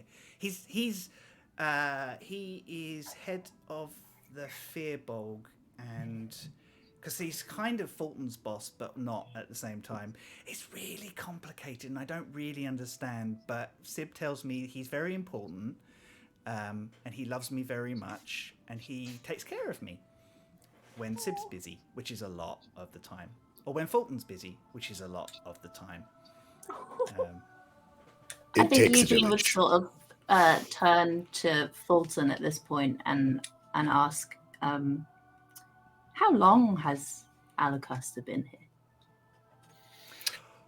Oh, he's probably about 50 or 60 years older than you are. He's older than you, but not by that much. Yep. Alacaster was here when I was here. So I'm about 90. So I mean, does 140 work? Or is that going to throw off? A little bit older than that. So okay. So 150, 160 years old has Alacaster been here. I am a more recent addition to the Enclave. I think Aisling will say in her head to Alabaster, like, any relation? No, but when you pay attention, you'll remember that that's one of the names on that list that Ghost gave you. No, but it sounds like you, mate. Oh, no. So you don't know him, for God's sake. I mean, I don't know every A person that exists in the world. That would be too much. Okay, fine. Dungeon being. Oh, yeah. I think Eugene would use message to say to Rock that this is one of the names that was on the list.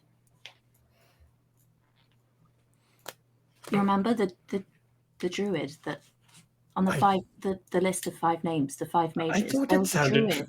Yes, I thought Alacaster. that sounded familiar, but I didn't put them together. But now that you mention it, Fulton, do they go quiet like this a lot? They're really odd. we just all internally talking. All about three of us just So, looking into the distance.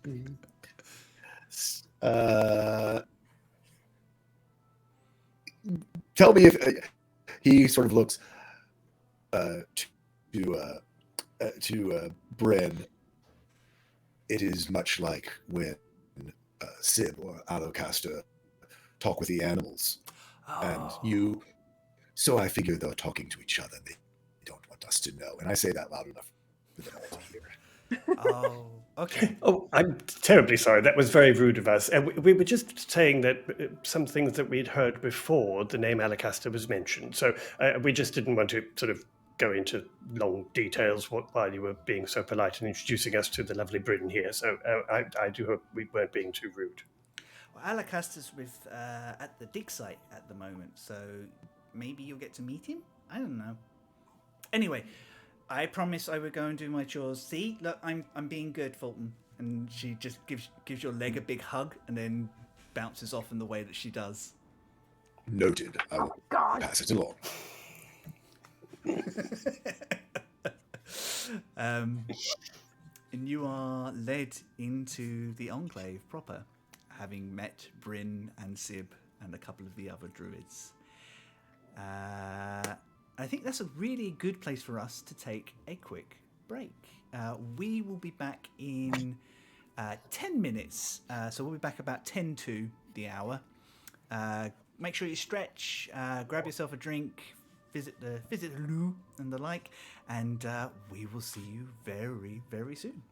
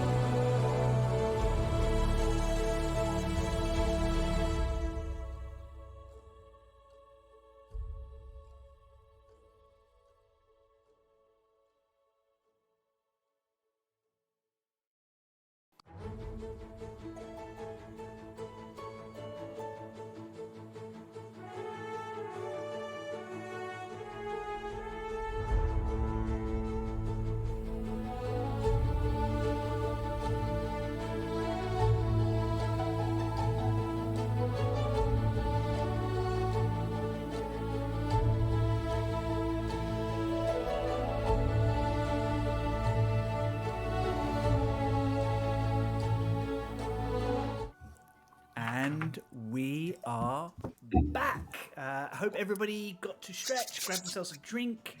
I forgot that bit. Yeah, make sure you stretch. Yeah. Oh, it's so crunchy and clicky. Yeah, oh that my was God. crunchy. Yeah, crunchy Yeah. ones are always good.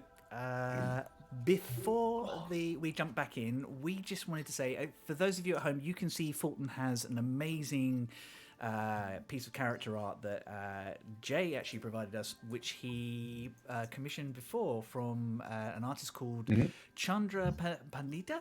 I don't think it's correct. You can find them on the internet. They're not really active on Twitter anymore, but you can find their past stuff and a link to their coffee on their in the chat now. They're amazing, really, really cool. They've actually Such a good bit of art. It's gorgeous. Yeah, it's gorgeous. And what we'll do is, with Jay's permission, we'll reshare, or we'll get Jay to repost, and we'll reshare the full art for you all on social, so you can see it in its full glory, because it is beautiful. It really is. Absolutely. If I would have thought about it, I should have done it during the break. Sorry. No, it's all right. Although I would like to clarify that, in fact, he is much more terrifying in person. Yeah, I will say this. Fulton was originally my character I did in Tomb of Annihilation, and he died in Tomb of Annihilation. Oh, no. So this is a reincarnated version, and he bears some of the scars from Tomb of Annihilation. Actually, some of the horrible things that happened to poor Fulton in Tomb of Annihilation. Yeah, that are tracks. reflected in his current reincarnation. I love it. I think I've got this headcanon now where Sid basically went to the Tomb of Annihilation and went, no, I don't think so. Resurrected him and brought him back here. Yeah. Love it. Absolutely. Because Sid would just waltz right in. Yeah. This Yeah. little tiny one would just be like, Man, liches. Sid is goals. Ah, dear. That's Archdruids for you, I'm afraid. Yeah. So, before the break, the three adventurers and their new friend Fulton managed to find their way to the Druid Enclave, where they have met Sib, a druid called Marvish, and a young druid in training called Bryn, an energetic young woman. Who is mine now. Bryn and kobolds, all ashlings. Yep. Sorry about it. You have time to sort of sit down. You're shown to a small hut where you can rest and relax. Food is brought to you all. Evening is kind of swiftly coming on, so you think you're probably going to have to stay the night before you end up going onto the temple. I think after about an hour or so, at Bryn's insistent, Fulton is guided back to your hut, and she wants you to request that Rock keeps his promise and tells a story to the Enclave. Fulton, of course, he would stand by his word to tell a story for the Enclave. Yeah, of course. Yes, absolutely. Now? We will all be gathering after last meal around the bonfire. Good. Yes. No. That sounds perfect. I will make sure I'm ready. Oh, one other quick question. Just, the wildlife. You mentioned jaguars. Okay. Do you have foxes in the forest? Denix. Not as you would think of them. Oh, okay, good. That's the kind of answer They you are want. far more clever and dangerous than any that you might have encountered before, and they are nearly invisible. They stalk their prey by tricking them into a place where they can ambush them, where they trap them and slowly eat them over 2 to 3 days. Oh, Okay. Yeah, not like the ones we encountered before then. but do they scream? That's the important question. Oh, yes. Well, it's fuck. hard to discern whether it's them screaming or the person they're eating, but yes. Oh, do you they know? scream. I'm just going to get ready for the story. Ashling and I- Eugene, who are sitting nearby, you can roll an insight on this. Yes, I will. Try. I will. Oh, nat 20. Oh, 27 total. I got a dirty 20. oh, nice. I intuited something for once. You did. So, Ashling's and very it proud wasn't of in you. a book. Fulton, you can reveal to Ashling and Eugene whether you're winding Rock up or telling the truth. Oh, I mean, if you're okay with it, I think he's definitely telling the truth. I mean, the forest is scary and horrible. And I mean, when you describe this forest, it is every creature almost taken to be an apex predator. So everything is almost the apex of what it would normally be. So the whole ideas of tricky foxes is that they literally are incredibly cunning, and I mean, it's something to be feared because they will trick you into things. And I still think they're not huge. I think they're small, but they take down things much larger than themselves, basically entangle them and entrap them, and then keep them for they like fresh food, so they keep them around for a little while Oh to my nibble Christ. on. Yeah. Foxes being covert hunters, that sounds, I mean, and having to compete with oversized jaguars and giant insects and things like that, they need to be a little more cunning. So I'm happy for that to stand as law. Also, I think Forest needs to chill out. more so than any other foxes, they also pack hunt as well. Because they've learnt how to do that. It's the best way for a small creature like a fox to survive. Yeah, you two thought I was being silly asking about the screaming foxes. Now who's laughing? Not us. Bryn kind of leans round Fulton and goes, "Do you want to see one?" No. No, I wouldn't. I think we're fine here. We don't want, they have their own lives. We like to leave them alone. We're over there where they do their killing far away from us. I think we're fine. Ashling super duper does, but knows that Rock doesn't, so doesn't say anything. There's a din, not 15-minute walk. No, They're very close, actually. Well, if we're going that way, maybe at some point one day. But no, I think I'm fine here tonight. Just I'll get ready for the storytelling.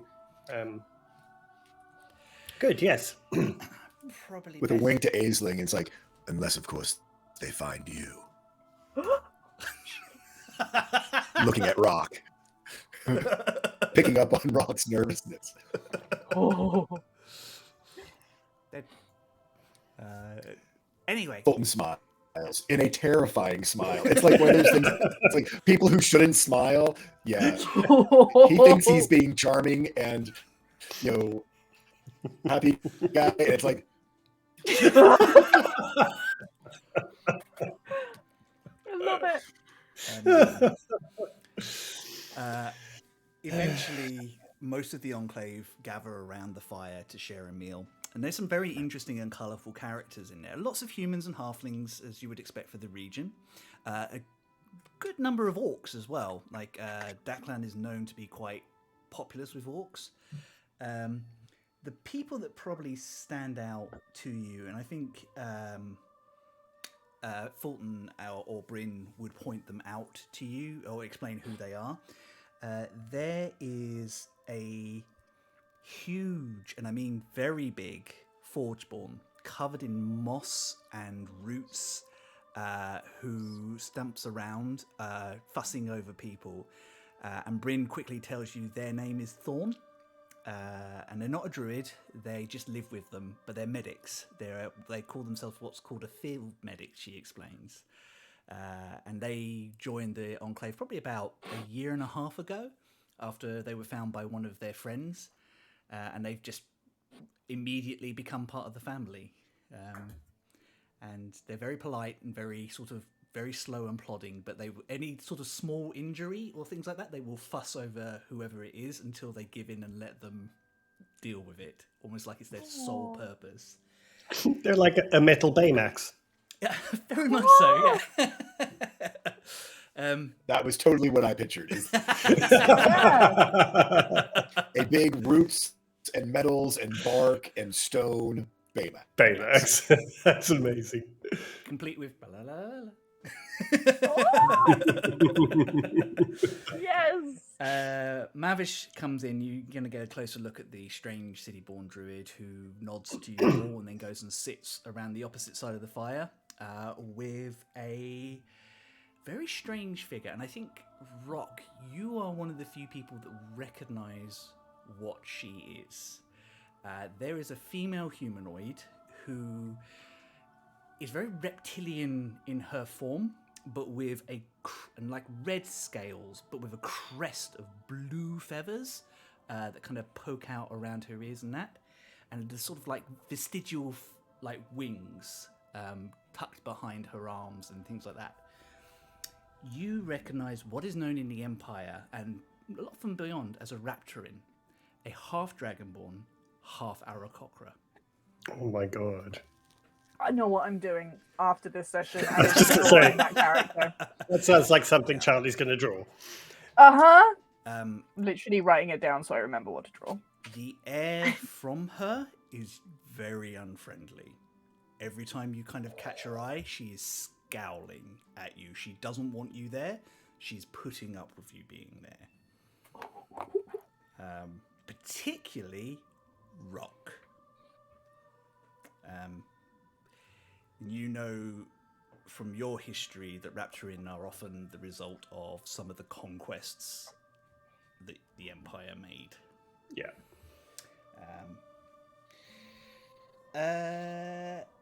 The other unusual figure who's in there, who both Fulton and Bryn would explain, is a very smartly dressed, very eloquent goblin who is dressed very similarly to the researchers, and it's not long before you're introduced to Bon Bon the Clever. Yay! They're one of the survivors. Yeah.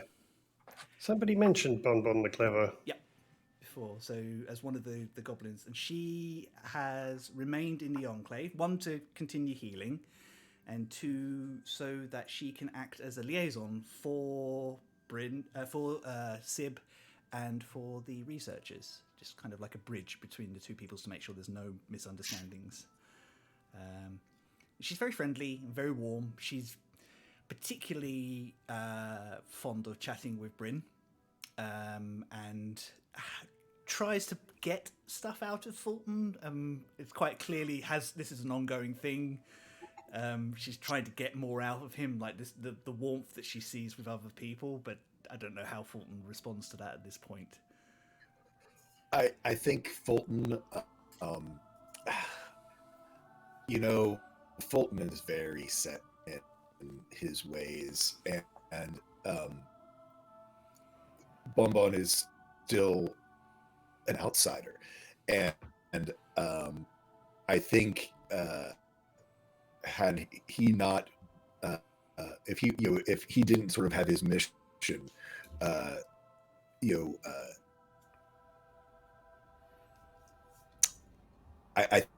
think, I don't think that he is warmed up yet. No, that's fair enough. But she keeps trying, and there's a couple of other people. Yeah. A couple of other people that she does seem to be kind of really sort of connected with.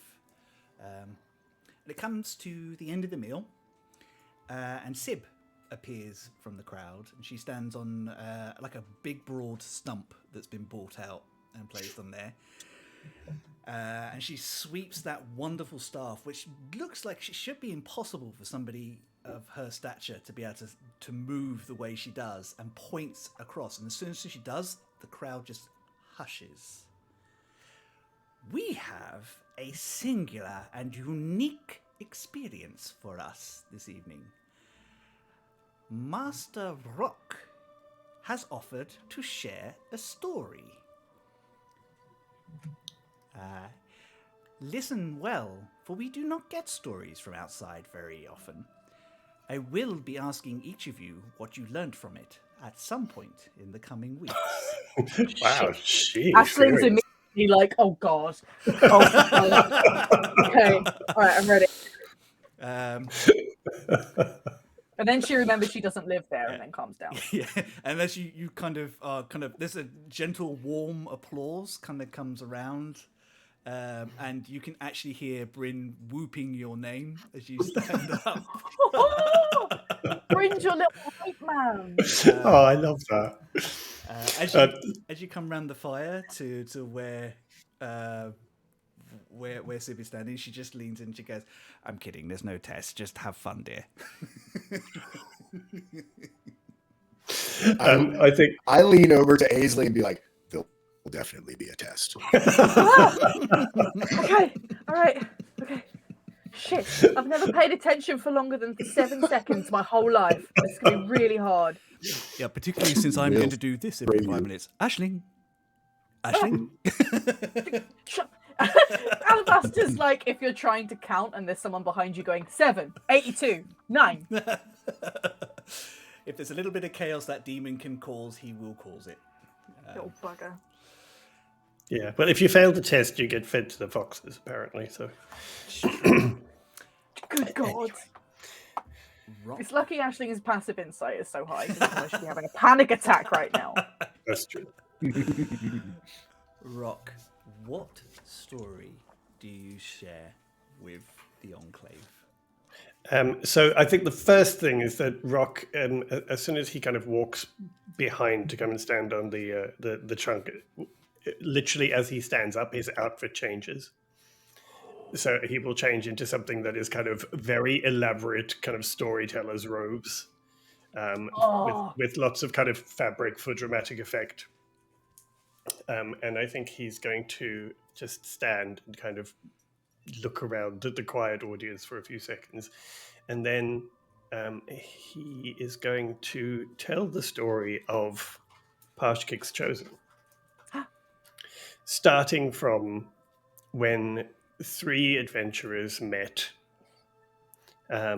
One who was a worldly wise and erudite and sophisticated world traveler. And Stop. 2 who were children who had never been out of their homes. And he will tell how they became friends and traveled together, and how they slowly learned to go from being strangers to being friends, and then became adventurers. And then he will tell how they were stranded on an island outside of time, and how they battled the thing that the Scattered Lands fears most, which are the AL.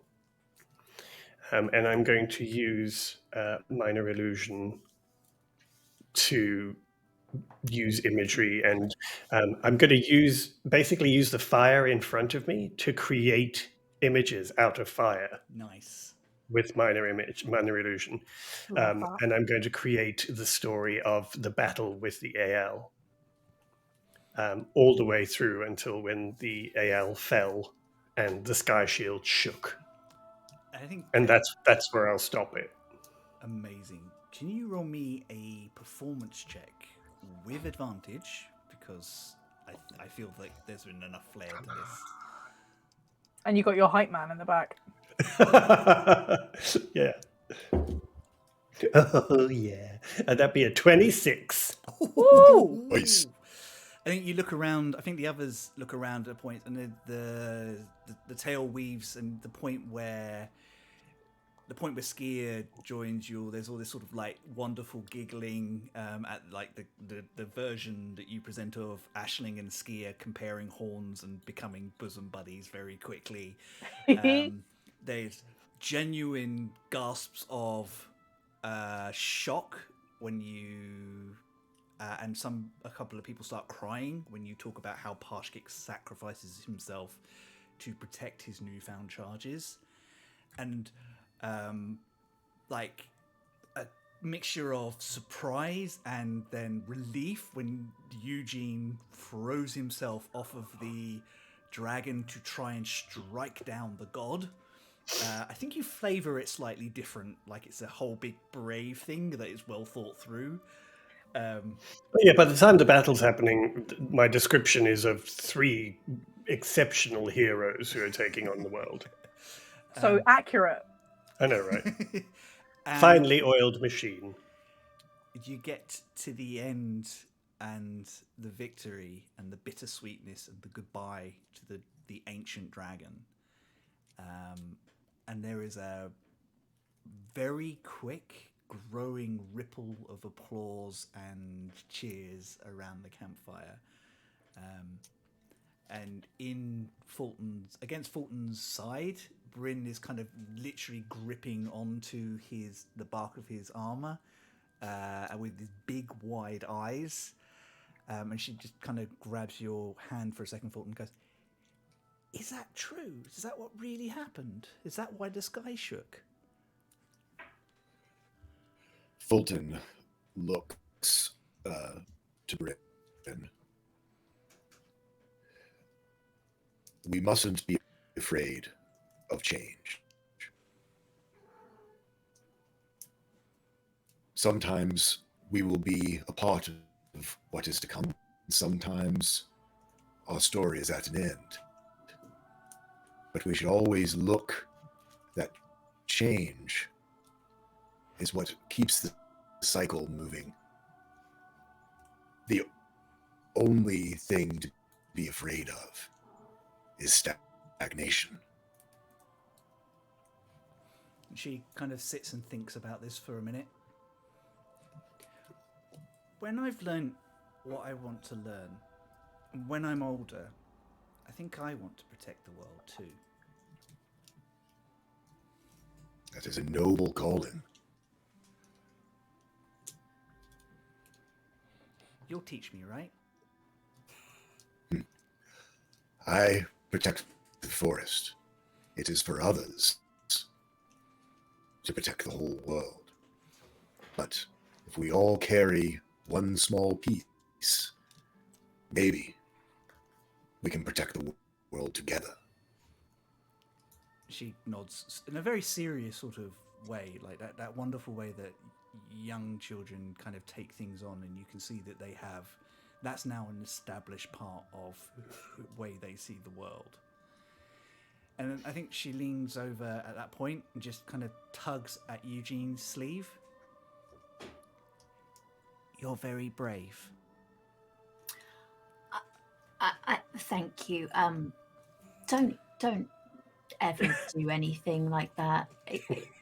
It really, I mean, it seems brave from a bystander point of view, but that was a bad decision. If Rock hadn't been there, it may have been the last decision I ever made. So, yeah, don't do stupid. Think things through, just maybe 2 or 3 times before you actually do them. Oh. She nods.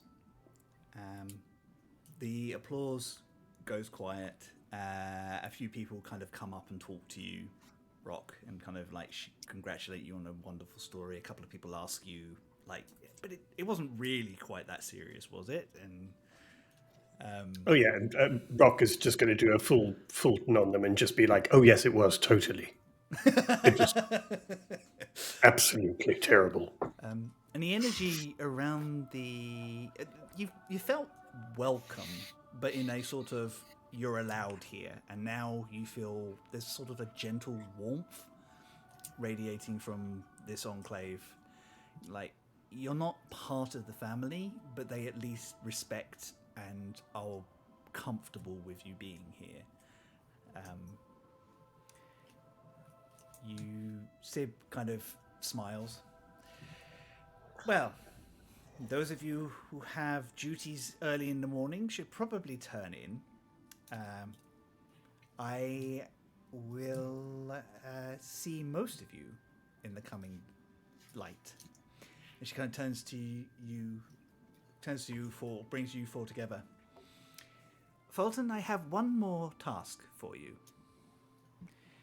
I would like you to guide these young adventurers to the temple and present them to our allies there. As you wish. They have the run of the forest, but she does kind of glance at you. But I would probably still say close to Fulton if I were you. Oh, yes. Yeah, no problem. Yeah. And as she kind of leaves, she goes, and watch out for foxes. They're really tricksy. So I've heard, yes. I think I whisper to Eugene, like, have you read anything about fox repellent in anything? No, but that is an interesting thought. Mm-hmm. Yeah. I thought I'd leave that with you because you're gonna, you know all the things. So like, if you could, Yeah, there must be something they don't like. yeah. Beetle dung. You can rub beetle dung all over yourself. It smells terrible and tastes even worse. I'm very fluffy.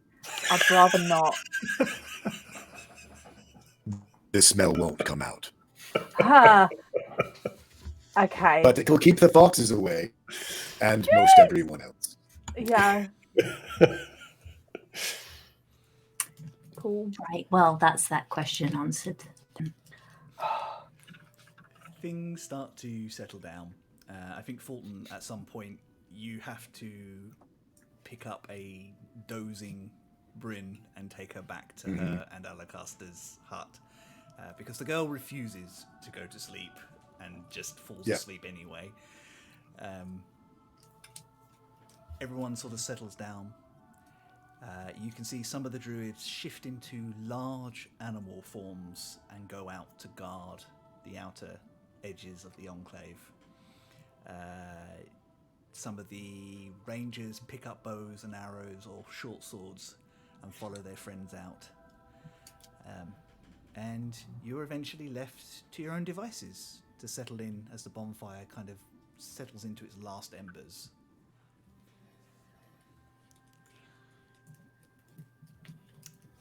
I think, Fulton, you might want to move early in the morning, so I don't know whether you want to get them to turn in, or... I would definitely advise them. It is... The journey tomorrow is not an easy one like that of today is. So you'll want to rest well. Okay, yes, sure. We will be traversing deep into the forest and to the places that many of us are not skilled enough to go. Oh, but we're going there. Yes. Sib dibs it. So. Okay. Are we skilled enough? For anything? I'm taken aback. Fulton just grunts and turns around and walks away at that question. Is that a yes? Rock, is that a yes? I have no idea. But while we're on that subject, when the Archmage said to everyone, I'll see most of you tomorrow, does that mean some of them won't make it till tomorrow? I mean...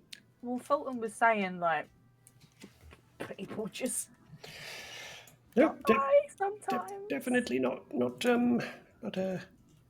Well, it might not be that nefarious. It might just mean, you don't see everyone every day, right? Oh Or yeah, some people. we probably shouldn't just I'm assume not that like everyone's morning dying. people. That's true. No, that's true. Yes, Ashling. See, that's true. Yes.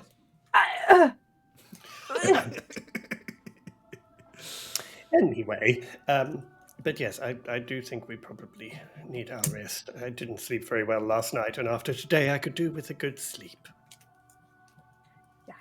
Well, where are we? Where are we sleeping? You've been Do we given a just- small hut that you can use. Oh, okay. One of the druids or one of the rangers who are not here at the moment. You can. We can get Skier's bed out. Yeah, Amazing. get your bed out for the lads. What? My God. Go on, Ashley. Get your bed out for the lads. I think you can probably see this from where you are, Fulton, because you're kind of keeping a close eye on them.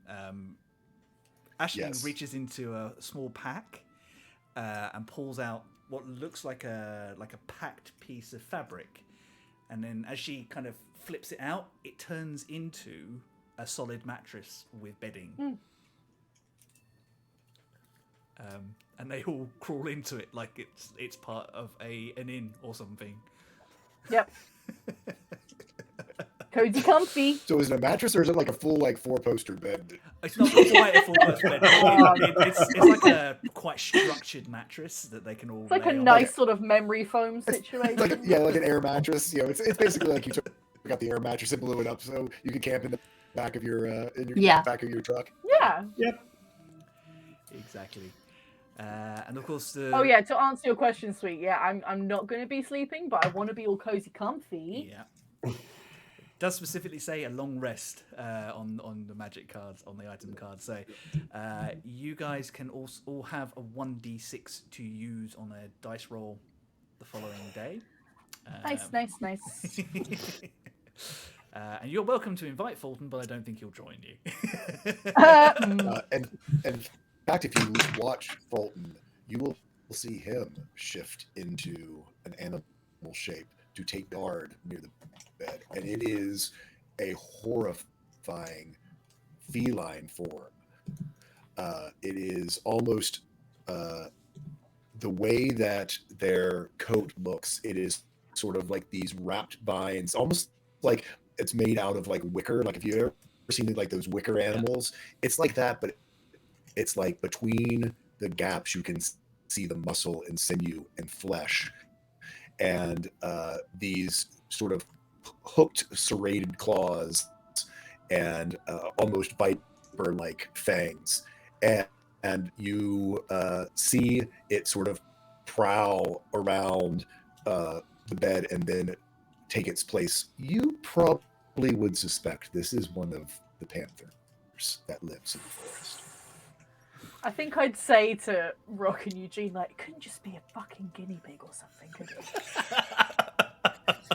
I don't think. Well, I it's mean, if you survived could long. choose between a guinea pig and a badass Well, jaguar, sleeping, for being all cozy and sleepy, maybe I'd go with guinea pig. Just but then you'd be eaten by something. Are we likely to get eaten by something right now? Well, I think it's highly likely from what I've heard today. Yes. Oh my god. Anyway, I'm glad they're on our side. That's all I can say. Yeah. Also, just before we get into this bed, you're not rubbing the dung on, right? No, Okay, just checking, because if you are, I'm No. not getting in this bed. no, I haven't done it. No, it's not gross. I'm not All getting right. that out of it. You've seen how hairy I am. Yes, Getting that out of yes, that. yes, we have. Plus, I'm already in the bed, so it's a bit late for that now, isn't it? Yes, but I'm not. So anyway, right, good. The three of you settle down. Rock and Eugene, you fall asleep. Eventually. Unfamiliar sounds. The forest is not quiet at night.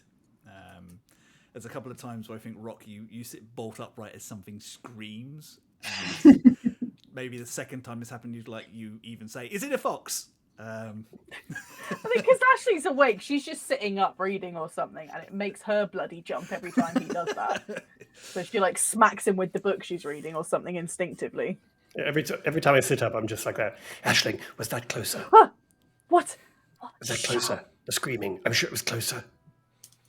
No, it wasn't closer. It's fine. Okay. Go to sleep. Okay, wake me up if it gets closer. Okay. It's fine. Okay. Shh. Shh. No tears, just dreams.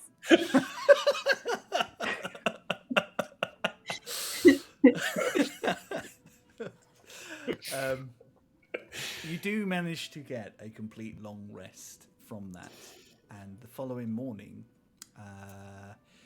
before Rock and Eugene awake, Aisling, you hear the very gentle footfalls, and Fulton, you probably hear this, and you know that she wants to be heard as Sib approaches from wherever. I think I'll nudge.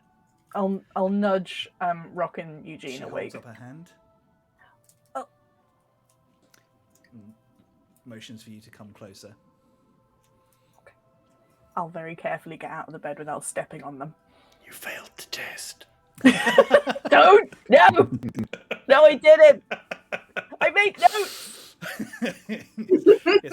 Tell me exactly what Rock said in the third act. It's literally a story of us, and I've still failed the test. No, as you approach, she kind of motions to stay quiet. Good morning. Good morning. Let me have a quick look. And she just kind of gently grabs your hands, and she kind of turns your head a little bit. And you're kind of even to the point where you're like, is she going to look in my mouth? But she's definitely looking at your eyes. Ah, yes, I thought so. Hello in there. She's found me. Quick, run, run!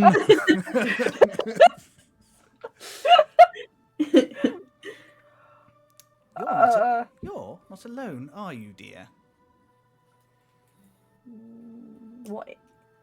In the hut or? In the head. I think I'll briefly be with Alabaster. Like, what should I say? What do I do? I think we're scuttled. Shit!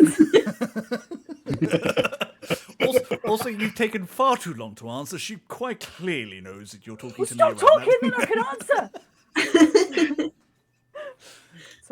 So she's like, okay, yeah, there's yeah. How do you feel?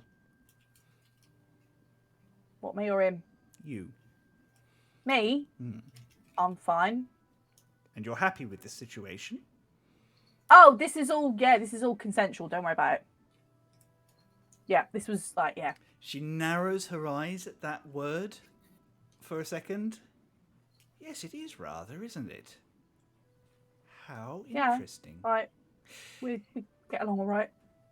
If the two of you find this situation starts to hurt either of you, you can return and I will do what I can to help.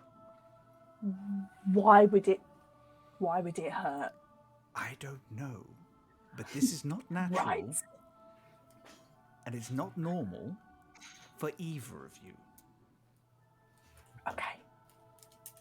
Just remember, Okay. you can always come and ask for my help.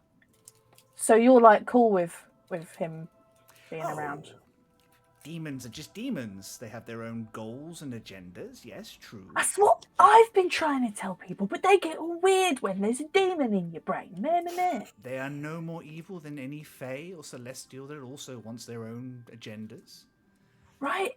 And if he's not causing you harm and he's helping you, Yeah. I see no harm in him carrying on doing so. Ah. Okay, cool. Thanks for that. I think Fulton, she's saying this loud enough so that you can hear it as well. Mm-hmm. I think you know Sib well enough to know this is an explanation so you don't have to panic about it as well. Right. Yeah. No. I think Fulton knows that Sib doesn't do anything that isn't calculated, and for this conversation to occur, because something like that Sib probably knew from the second they met. You sort of hear a creaking of his this jaguar, sort of wicker jaguar, Malwind jaguar form, just sort of, as it settles it back in, and there's a little bit of, just a, yes, Sib, I heard. I understand. She just pats your hand and goes, right, you better wake the others up. You're going to lose light otherwise. And Fulton doesn't like being late to places. Ooh, okay. All right. I'll wake up my pals. I will try and do it nicely because I've learned. Fulton is already Fulton, and as soon as Sib said get them up, Fulton is already Fulton. Is there's get up. It's time to leave. Oh, I think Eugene kind of quickly scrambles out of the bed and like sort of pats himself down a bit. It's like still a bit bleary-eyed. Like, Sib yeah, says we should I'm go. ready. oh. Good. Yes. Okay. Now. We're gonna need to. Do you have coffee in the forest? Because if Rock doesn't have coffee, I don't think we have time for actually, coffee. Fulton pulls out a. I'm going to ask as player to player. I need to ask for consent. I'm going to. What Fulton would like to do is to take one of the highly caffeinated little bugs that live in his armor, and if you don't mind, basically kind of go up to Rock, sort of like pop his jaw, and like bite. This is safety tools. Make sure that you're okay with that. Yeah, no, I'm fine with that. Lay I think hands on your character. no, that's fine. I think Rock is also not awake enough yet to really sort of be worried about it. He's just like, yeah, sure, this is what they do here. a Okay. little bug full of Red Bull just straight to the face. Yeah. It's like 4 Red Bulls and 2 espressos. It is like serious caffeination. Oh god. Rock kind of bites down and then as he's thinking, I probably should have asked what that was. Yes, good point. He starts to kind of go, oh no, I'm definitely feeling more awake already. Wow, good. Wow. Okay. Good. We're going. I'm gonna have to take some of them home with us. Good.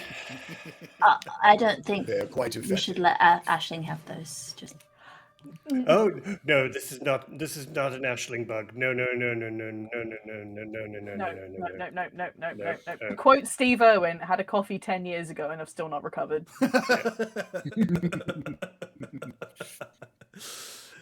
Good. Okay. So we're leaving. Are we leaving? It's time. Yeah, Sib says we need to go. So. Oh, okay. Good. Is Sib still there?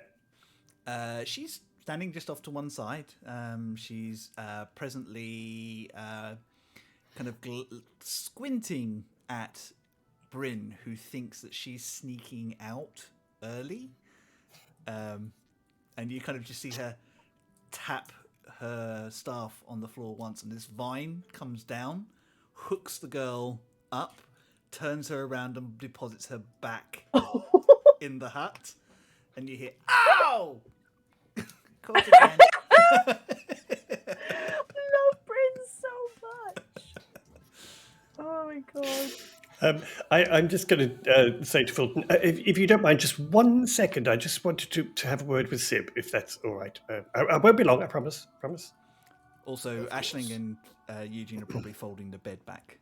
I was going to say, we're struggling like a it takes 2 people. It's really. I'm sitting on it. One You're to trying hold to the get bag, the air out of and it. the other one to shove. Yeah. I'm like kicking It's it just with so my true. goat legs, trying to get it back in the bag. It's a whole thing. That's what D&D's all about, these majestic battles that we have. People are not Majestic following or battles with an watching us air for that. mattress. With an inflatable mattress, yes. I'm just going to go over to Sib and say, good morning. Do you have a second, just quickly, before we leave? I know we don't have long. I don't want to delay anyone or anything. Of course. Yes, what would you like to know? Or annoy Fulton. You made a comment yesterday about things that I carry. Would you mind sort of elaborating a little? You think you have to be strong for your friends. But your friends are strong for you. Put down the burdens you carry. Let them help you. Tell them what you are doing. What am I doing? Wearing yourself out, young Dragonborn. Oh, but no, I'm just a little tired. Yesterday through the forest was quite draining. It was a lot of up and down. And it was, Take 2 bludgeoning damage. As a Sim, don't play. as you get a sharp crack on the end of your nose from a black She's like Rafiki. Like, no. You see Fulton wince, like terrified. I mean, Shit. Do Aisling and Eugene see this, or do You we just hear the it. bonk? You hear the crack. Oh my god. Rock's just like, oh, no, okay, point taken. Yes, got it. Okay. Open Thank you. yourself up, boy. Let your friends help you. You will find this all a little easier. Well, no, they do. They help me a lot. I mean, I'm just trying to figure quite a lot out at the moment because there's been some new things and a weird dream and thing. But anyway, thank you for the advice and the sharp reminder. She very gently and very motherly sort of takes your hand and gives you a squeeze. And as she moves away, you realise she's left 2 little bright red berries in your hand. Take those for the nose. Do One I up put each them on the nostril. nose? You eat them, dear. Okay, That's something good. Aisling would do, yeah. Yeah. Okay. Anyway, thank you. I better go because Fulton, he wants to go and. Yeah. Okay. Good. See you on your return visit, I should imagine. I do hope so. And she just goes, you can see her wandering over to Bryn's hut, and you can hear her go, I think you still have to finish your lessons before you head out, young lady. And you 4 are left on your own. You can actually see there's a number of people kind of getting ready with different chores and things like that.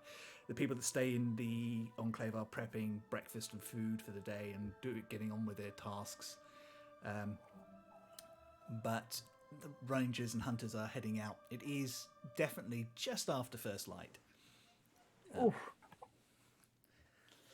Fulton, you can lead them out of the camp. Back out the way you came, because it's the safest way to enter or exit the enclave. I hand each of them sort of like a breakfast pocket thing, basically a to go, like a kind of a high fantasy breakfast burrito. Nice.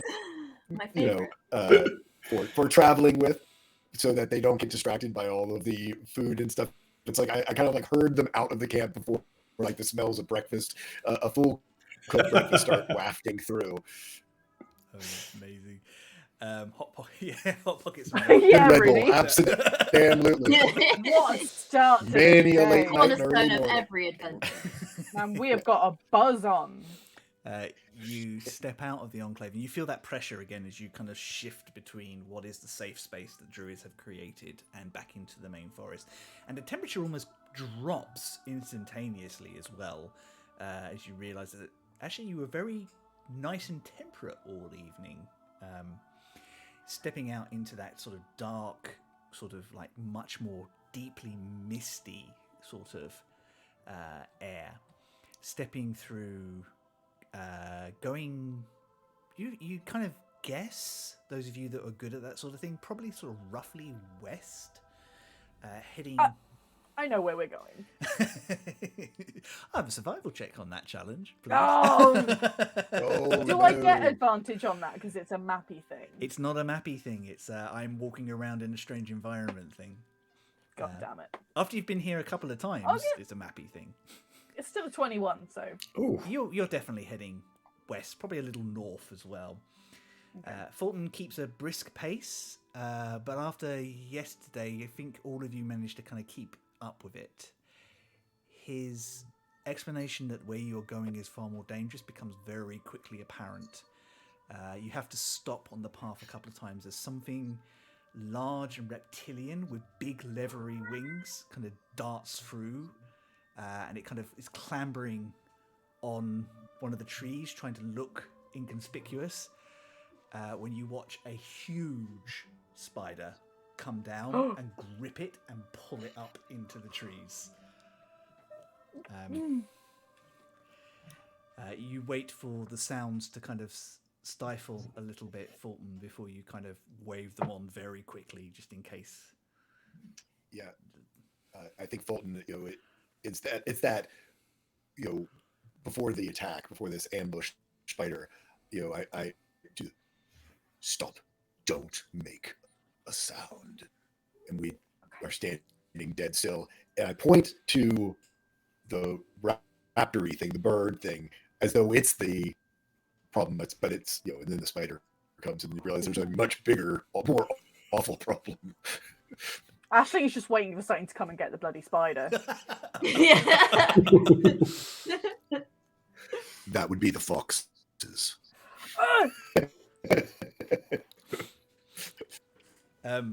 I think you kind of like you go on for it's probably about half day. You kind of travel on these sorts of things. These incidents are quite regular. You do see one of those jaguars that Fulton turned into, and it kind of crosses your path and looks at you all. And Fulton, you get the energy air that it's fed recently, so it's kind of regarding you, and it kind of decides you're not worth hunting at this point. Mm-hmm. Ashling's offended. Sort of reverently, I think I sort of like almost bow, almost that sort of understanding of the, thank you for permitting us to pass through your territory. There is especially since it's a shape that he takes on, there's a little bit of a deference of understanding that we should be prey. It kind of looks at you for a minute and kind of flicks its tail and wiggles its ears and then kind of climbs down the branch of the tree towards the roots, hunting for somewhere else to kind of hide for the day until it's ready to start hunting again. The third encounter the four of you have, is you come up a crest of a large, which you kind of think is kind of like the roots until you get really close to it, and you realize it's actually the thickest branch you've walked on today, and the tree is literally hanging on to the lower part of the forest, trying to keep itself up because it's grown so heavy, it's pulling itself down. But you can see it's almost symbiotic relationship because all the roots have grown back around these branches as well. Almost like the forest is like, no, we're not done with you. You must stay. You are part of us. And the sort of like the huge trunk of this tree goes out and kind of pokes through, and you can just see sunlight coming in. It's that fastest thing you've ever seen. This wonderful dark wood fir tree that's so much bigger than anything you've ever seen. And you kind of get this impression that this must be what Fulton's armor is made of, the rigid, strong bark of trees like this. And on it is, blocking your path, is a single grey fox with white tufts on its ears. And it kind of regards you. Rob just takes a step back and kind of hides behind Fulton. Cast armor! And it kind of playfully jumps back and forth for a minute as if it's trying to encourage you to chase it. We have no time for your games today. It kind of sits down and yawns, can see you're a bit boring, and then kind of just sits its hands, face on its paws, and watches you all pass.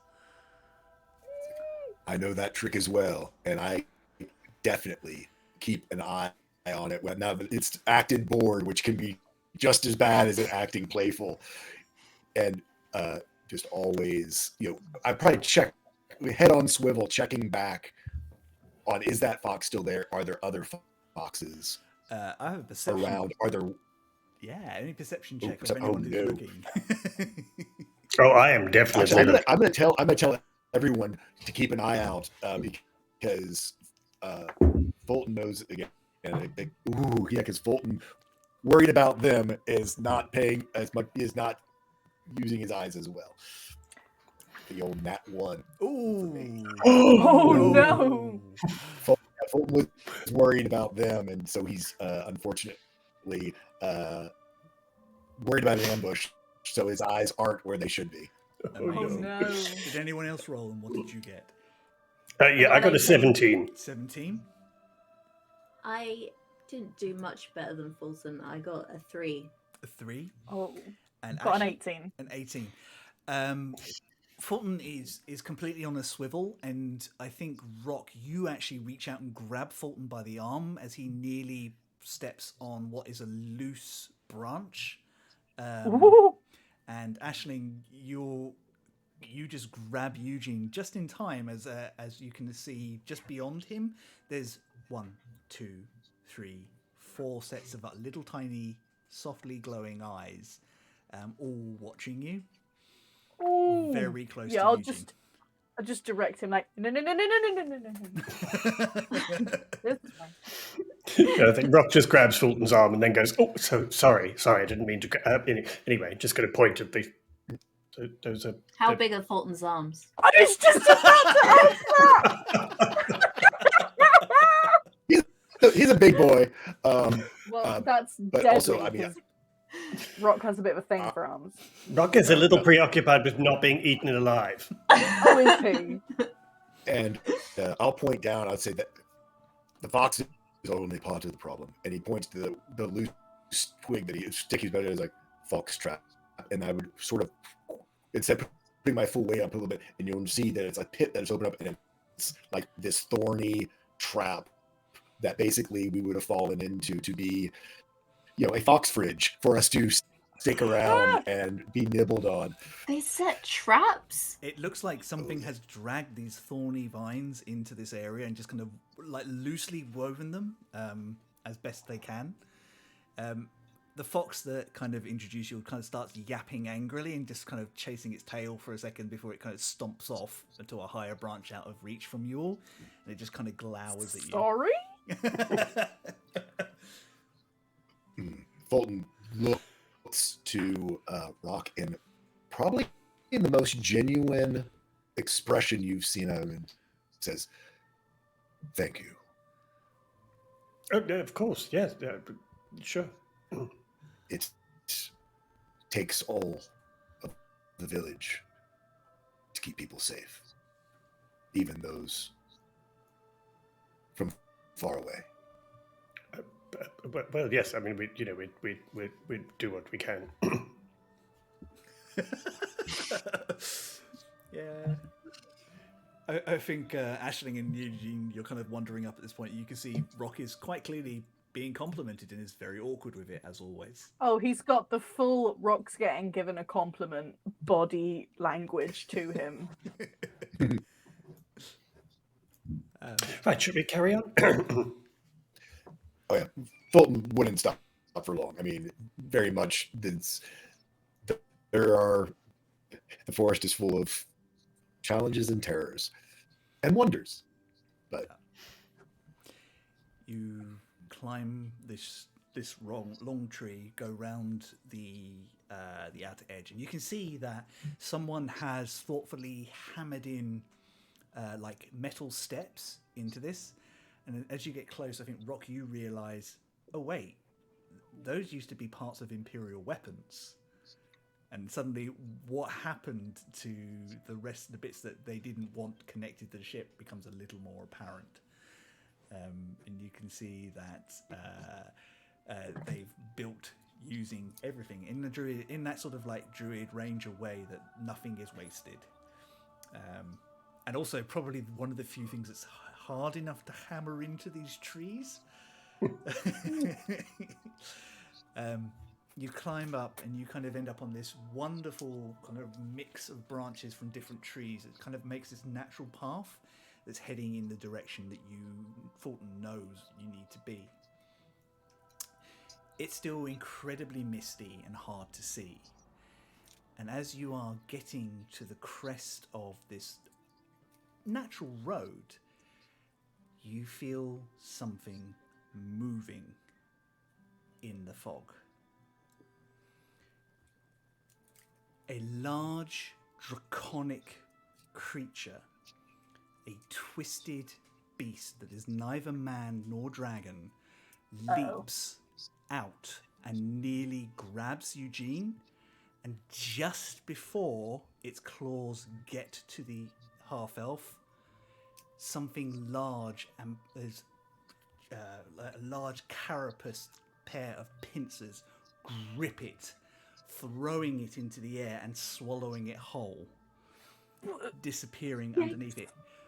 Some of the moss and vines that you were just climbing over starts to move, and you realize that part of this path is a huge, huge millipede.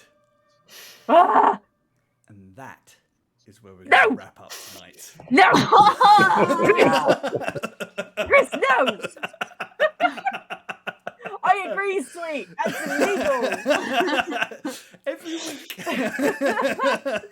Every time. Why do I not learn to look at the clock? Millipede. Eugene and Rock, you recognize that draconic creature as exactly the sort of thing that you have seen before. I've seen them before as well, haven't I? Oh, you have? Yes, you were shown later. Yeah, we went back, yeah. Yeah. Trying to remember all the things that have happened, it's kind of happens. Oh, well. Oh, boy. Oh, boy. Well, fuck. Well, indeed. So we can start with a fight next week, because I made a note, Theo, you'd be proud of me. It says millipede. Oh, Great job. gold star on the fridge for Wayne. Oh dear. This has been an amazing episode. I've had a lot of fun. I hope you all have as well. Jay, thank you so much for bringing Fulton to our world. He's amazing, and I love all the flavor and energy that you're bringing to the table. He is amazing. Yeah, he's so good. Truly, it has been just a joy, and I am so grateful that you invited me to become a part of this just amazing group that you have together. What a rich and beautiful world and incredible characters, and I'm humbled to even be able to share the table with you all. So thank you so much. I've been wanting to play with you for so long, and this is just thank you so much. I am going to. I apologize for what a complete bunch of misfits we are. But we're very glad to have you being efficient with us.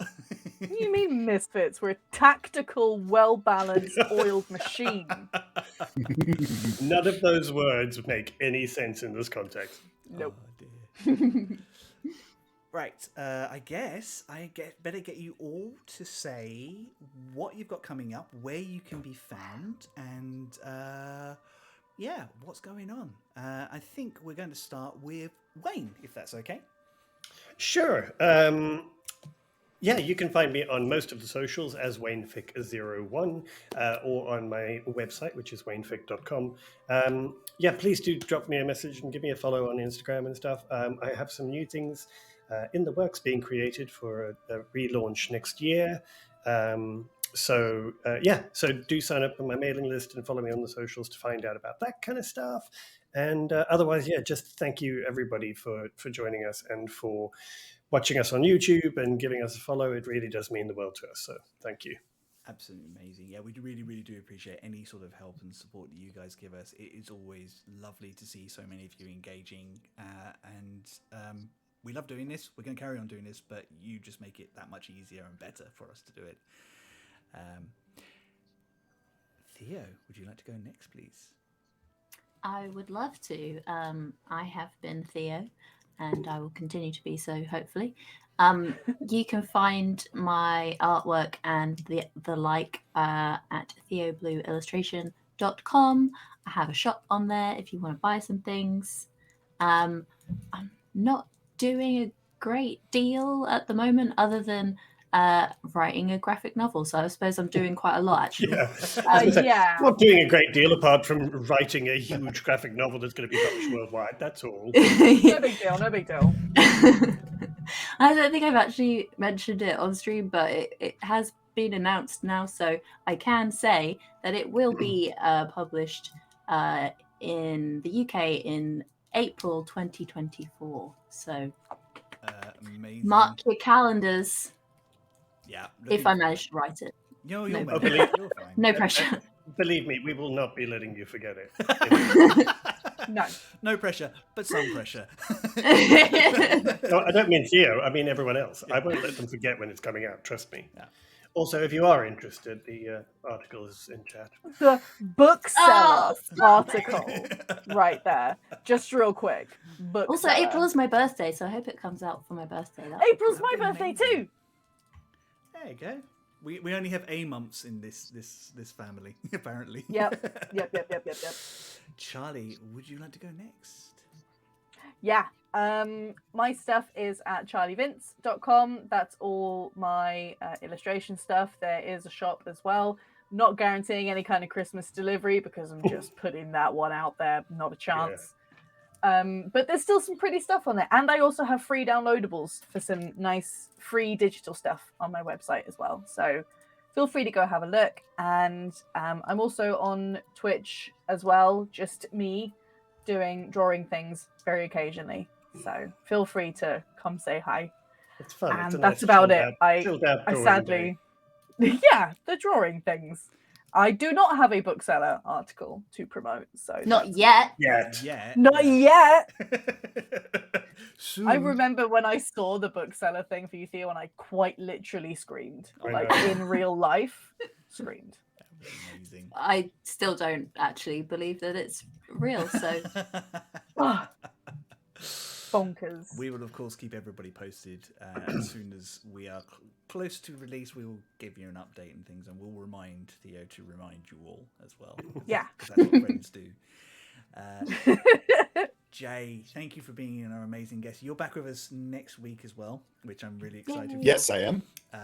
But in the meantime, where can these lovely people find you?